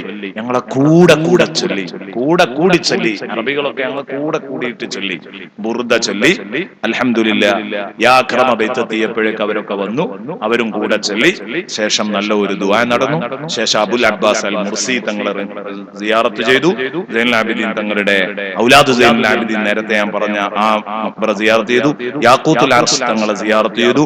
മക്കീനുദ്ദീൻ റളിയല്ലാഹു അൻഹുവിനെ സിയാറത്ത് ചെയ്തു. പിന്നീട് സയ്യിദുനാ റസൂലുള്ളാഹിയുടെ പ്രിയപ്പെട്ട സ്വഹാബിയായിരുന്ന അബൂദർദാ റളിയല്ലാഹു അൻഹുവിനെ സിയാറത്ത് ചെയ്തു. അലക്സാണ്ട്രിയയിലെ വലിയ ഒരു ലൈബ്രറി ഉണ്ട്, ആ ലൈബ്രറി കണ്ടു. 10ാം ദിവസം ശനിയാഴ്ച രാവിലെ 7 മണിക്ക് പുറപ്പെട്ടു. ആദ്യം ഇമാം സുയൂത്തി റളിയല്ലാഹു അൻഹു. സുയൂത്തി റളിയല്ലാഹു അൻഹുവിന്റെ ഖബർ വളരെ പഴക്കത്തിലാണ്, വളരെ പഴക്കം. കയറി ചെല്ലുന്നിടത്ത് തന്നെ വാതിൽക്കല് ജലാലുദ്ദീൻ അൽ ഇമാം ജലാലുദ്ദീൻ അസ്സുയൂത്തി റളിയല്ലാഹു അൻഹു എന്ന് എഴുതി വെച്ച് എല്ലാം അവിടുത്തെ ആ ചരിത്രമൊക്കെ സംരക്ഷിക്കപ്പെട്ടു. പക്ഷെ വളരെ പഴക്കം, കണ്ടതിൽ ഏറ്റവും കൂടുതൽ പഴക്കം തോന്നിപ്പിക്കുന്നതും ഇമാറത്ത് കുറവുള്ളതുമായിട്ട് സുയൂത്തി ഇമാമിന്റെ മഖ്ബറയാണുള്ളത്. അവിടെ തുറന്നു തരാൻ ആളില്ല. അദ്ദേഹത്തിന്റെ ഫോൺ നമ്പർ അവിടെ എഴുതി വെച്ചിട്ടുണ്ട്, അവിടുത്തെ ഹാദിമിന്റെ. പക്ഷെ വിളിച്ചിട്ട് കിട്ടിയില്ല. ഞങ്ങൾ അടഞ്ഞു കിടക്കുന്ന ആ മഖ്ബറിന്റെ മുമ്പിൽ വെച്ച് പ്രാർത്ഥിച്ചു. ദുആ കഴിഞ്ഞതിന്റെ ശേഷം തിരിച്ചു പോന്നു. അങ്ങനെ ഇമാം സുയൂത്തി റളിയല്ലാഹു അൻഹുവിനെ സിയാറത്ത് ചെയ്തതിന്റെ ശേഷം ഹുസൈൻ റളിയല്ലാഹു അൻഹുവിന്റെ പൗത്രൻ ജഅഫർ ബിൻ സാദിഖ് റളിയല്ലാഹു അൻഹുവിന്റെ മകൾ ആയിഷ റളിയല്ലാഹു അൻഹ നേരത്തെ പറഞ്ഞ അവരെ സന്ദർശിച്ചു. കൈറോയിലെ മന്തഖത്തു ആയിഷ, ആ പ്രദേശത്തിന്റെ പേര് തന്നെ മന്തഖത്തു ആയിഷ. ഇന്നും ബഹുമാനപ്പെട്ട മഹദിയുടെ പേരിലാണ് ആ സ്ഥലത്തിന്റെ പേര് തന്നെ അറിയപ്പെടുന്നത്. അത് കഴിഞ്ഞ് ഈജിപ്തിലെ മ്യൂസിയം കാണാൻ പോയി. നമ്മളെ മറ്റേ ചെറുത്താനെ മോന്റെ ബോഡി ഒന്ന് പോയി കണ്ടു. ഫറോവയുടെ ബോഡി കണ്ടു.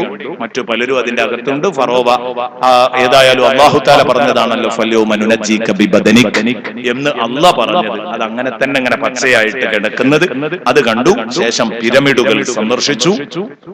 അത് കഴിഞ്ഞതിന്റെ ശേഷം അവിടെ ഞങ്ങളുടെ ഗൈഡായിട്ടുണ്ടായിരുന്നത് യൂസുഫ് എന്ന് പറഞ്ഞ ആളായിരുന്നു. പലസ്തീനിലാണ് നേരത്തെ പറഞ്ഞ റാമി.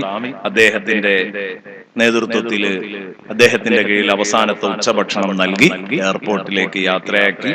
എയർപോർട്ടിൽ നിന്ന് നേരെ മുംബൈയിലെത്തി. ബോംബെയിൽ നിന്ന് നേരെ ഇങ്ങോട്ടും കാലിക്കറ്റ് എയർപോർട്ടിലേക്ക് എത്തി. ബോംബെയിൽ എത്തിയ ഉടനെ തന്നെ അങ്ങോട്ട് പുറപ്പെടാന്നാ പറഞ്ഞിരുന്നത്. അവിടെ എത്തിയപ്പോ 4 മണിക്കൂർ ലേറ്റാണ് വിമാനം എന്ന് കേട്ടു. അപ്പൊ ഒരു ചെറിയ വിഷമമൊക്കെ കൂടെ ഉള്ളവർക്കൊക്കെ ഉണ്ടായി. എന്നാലും അൽഹംദുലില്ലാ മൊത്തത്തിൽ യാത്ര വളരെ സന്തോഷകരമായിട്ടാണ് അനുഭവപ്പെട്ടത്. ഈ ഒരു റാഹത്ത് പലപ്പോഴും പല യാത്രകളിലും ലഭിക്കാത്ത ഒരു റാഹത്താണ്. അതുകൊണ്ട് ഞാൻ എന്റെ പ്രിയപ്പെട്ട സുഹൃത്തുക്കളോട് പറയുന്നു, ഇത് ഞാൻ ഒന്നും പറഞ്ഞില്ല, ഞാൻ വെറുതെ ഇങ്ങനെ ഒന്നങ്ങോട്ട് എന്ന് പറഞ്ഞാൽ നമ്മളെ ഈ സമയത്തിനുള്ളിൽ ഇത് തീർക്കാൻ വേണ്ടിയാ. മിസ്രിലൂടെ അങ്ങനെ പോകുമ്പോൾ നൈൽ നദിയുടെ 2 തീരത്തും കിലോമീറ്റർ 100 കണക്കിന് കിലോമീറ്റർ പരന്ന് കിടക്കുകയാണ്. നല്ല സമൃദ്ധമായ തോട്ടങ്ങൾ. ആപ്പിളുണ്ട്, അതുപോലെ തന്നെ തക്കാളിയുണ്ട്, മുന്തിരിയുണ്ട്, ചോളമുണ്ട്, ഗോതമ്പുണ്ട്, നെല്ലുണ്ട്. ഇതൊക്കെ അത് എത്രയെന്ന് വിചാരിച്ച് നിൽക്കുന്നത് നമ്മൾ അന്തം വിട്ടു പോകും. ഇപ്പോഴും കൃഷി. അപ്പൊ ആരോ ഒന്ന് ബസ്സിന്ന് ഇങ്ങനെ പറഞ്ഞു, പഠിച്ചോനെ ഈ അറേബ്യൻ മരുഭൂമിയിലൊക്കെ ഇങ്ങനെ കൃഷി ഉണ്ടാവുക എന്ന് പറഞ്ഞാൽ ഇതിന്റെയൊക്കെ സ്രോതസ് നൈൽ നദിയാണ്. ഇതിനൊക്കെ വെള്ളം കിട്ടുന്നത് നൈൽ നദിയിൽ നിന്ന്. അങ്ങനെ നൈൽ നദിയുടെ 2 ഭാഗം, നൈൽ നദിയുടെ 2 ഭാഗത്തും കൃഷിയിടങ്ങൾ ഇങ്ങനെ പരന്ന് കിടക്കുകയാണ്. ഇതൊക്കെ മുമ്പ് ഉണ്ടോ ആവോ എന്നൊക്കെ ഇങ്ങനെ പറഞ്ഞു. അപ്പൊ എനിക്ക് ഇങ്ങോട്ട് ഓർമ്മ വന്നു, ഞാൻ നിങ്ങൾക്ക് എടുത്ത് തന്നിട്ടുണ്ട്. ഇവിടെ ക്ലാസ്സിൽ പറഞ്ഞിട്ടുണ്ട് സൂറത്തു ദുഹാനിലെ ഒരായത്ത് പലപ്പോഴും എന്ന് പറഞ്ഞാൽ ഫറോവനെ മുക്കിക്കൊന്നത് പറഞ്ഞിട്ട് അല്ലാഹ് പറയുന്നുണ്ട്. ഈ പഹയനെ മുക്കിക്കൊന്നപ്പോ അള്ളാന്റെ ശിക്ഷ ഇങ്ങോട്ട് വന്നാൽ ഭൗതിക സമൃദ്ധി എത്ര ഉണ്ടായിട്ടും കാര്യമില്ല, പിടിച്ചു നിൽക്കാൻ കഴിയൂല.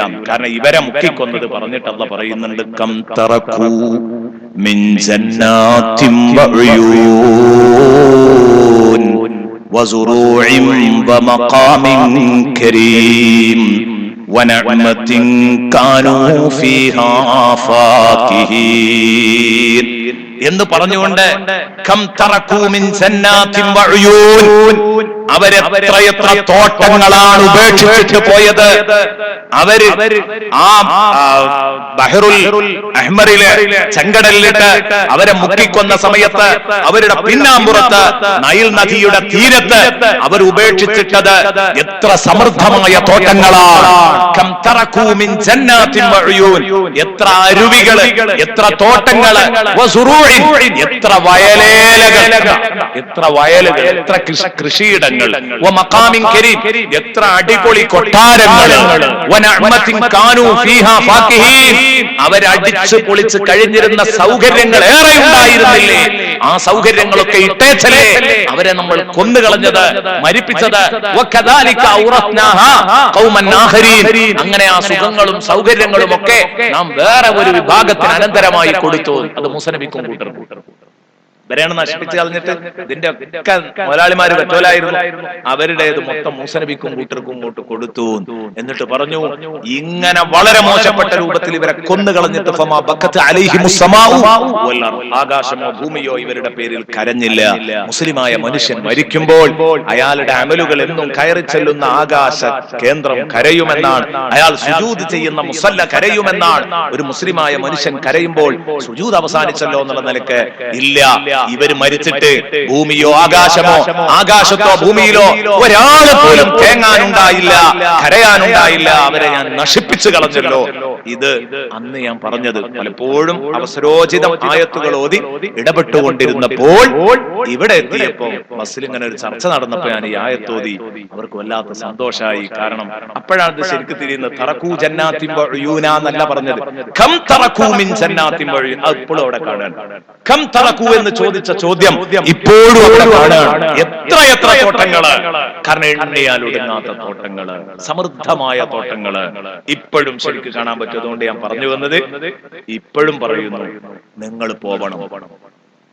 കഴിയൂല എങ്കിൽ സാമ്പത്തികമായ ശേഷിയുള്ളവർ ഒരു ഉസ്താദിനെയെങ്കിലും, ഞാനത് അങ്ങനെ പറയുന്നത് കുറച്ചൊക്കെ ഈ ഖുർആനുമായിട്ട് ബന്ധമുള്ള മുദരിസുമാർ എപ്പോഴും ദർസ് നടത്തുന്നത് തന്നെ ഇത് തിരിച്ചും മറിച്ചും ഇങ്ങനെ പറയാം. പക്ഷെ ഇതിനെപ്പറ്റി ഒരു ഐഡിയ പലപ്പോഴില്ല. എന്റെ കാര്യം പറയാം, 16 കൊല്ലം ഞാൻ ഖുർആൻ ക്ലാസ് എടുത്തപ്പോ ഏതോ ഒരു ഭാവനാലോകത്താണ് ഉണ്ടായത്. സത്യത്തിൽ ഇപ്പൊ അത് പറയുമ്പോ ശരിക്കും അതിന്റെ ചിത്രം ഇങ്ങനെ കണ്ണിൽ കണ്ടുകൊണ്ട് പറയാൻ കഴിയും. കണ്ണിൽ കണ്ടുകൊണ്ട് പറയാം. എനിക്ക് അവിടെ എത്തിയപ്പോഴാണ് ശരിക്കും ഇതിന്റെ ഒരു പിടുത്തം തന്നെ കിട്ടിയത്. എന്ന് പറഞ്ഞാൽ ഈ ഈജിപ്തിൽ നിന്ന് അന്ന് കയ്യബദ്ധത്തിൽ ഒരു കിബുത്തി കൊല്ലപ്പെടുമ്പോ ഇങ്ങോട്ട് ജോർഡാനിലേക്ക് പോരുന്നതും, പിന്നെ അവിടെ 10 കൊല്ലം ആടുമേച്ച് കുടുംബത്തോടൊപ്പം വീണ്ടും ഈജിപ്തിലേക്ക് പോകുന്നതും, ഈജിപ്തിൽ നിന്ന് വീണ്ടും ഫറോവയുടെയും കൂട്ടരുടെയും ശല്യം സഹിക്കാൻ കഴിയാതെ അന്ന് റെഡ് സീ മുറിഞ്ഞ് കടന്ന് ഇപ്പുറത്തേക്ക് പലസ്തീനിലേക്ക് തന്നെ തിരിച്ചു വരുന്നു. അതൊക്കെ പറയാം. നമുക്ക് ശരിക്കും ബോധ്യപ്പെടണമെങ്കിൽ അങ്ങോട്ടും ഇങ്ങോട്ടും ഒരു യാത്ര നടത്തി നോക്കണം. അപ്പൊ ശരിക്ക് അത് നമുക്ക് ശരിക്കും മനസ്സിൽ ഇങ്ങോട്ട് ബോധ്യപ്പെടും. അല്ലാഹു റബ്ബുൽ ഇസ്സത്ത് എല്ലാ യാത്രകളും അല്ലാഹു സ്വീകരിക്കട്ടെ. അവിടെ വെച്ചൊക്കെ ഖുർആൻ ക്ലാസ്സിലുള്ള മുഴുവൻ ആളുകൾക്ക് വേണ്ടിയും ദുആ ചെയ്തിട്ടുണ്ട്. പ്രത്യേകിച്ച് ഞാൻ എന്റെ രഹസ്യമായി എന്ന് പറഞ്ഞാൽ കൂട്ടപ്രാർത്ഥന കഴിഞ്ഞാൽ രഹസ്യമായിട്ട് നടത്തുന്ന ദുആയും നിങ്ങളെ എന്തായാലും മറക്കൂല. കാരണം ഞാൻ പറഞ്ഞല്ലോ, ഈ ഒരു രംഗത്തേക്ക് വിശുദ്ധ ഖുർആൻ എന്ന ഈ വിഷയത്തിലേക്ക്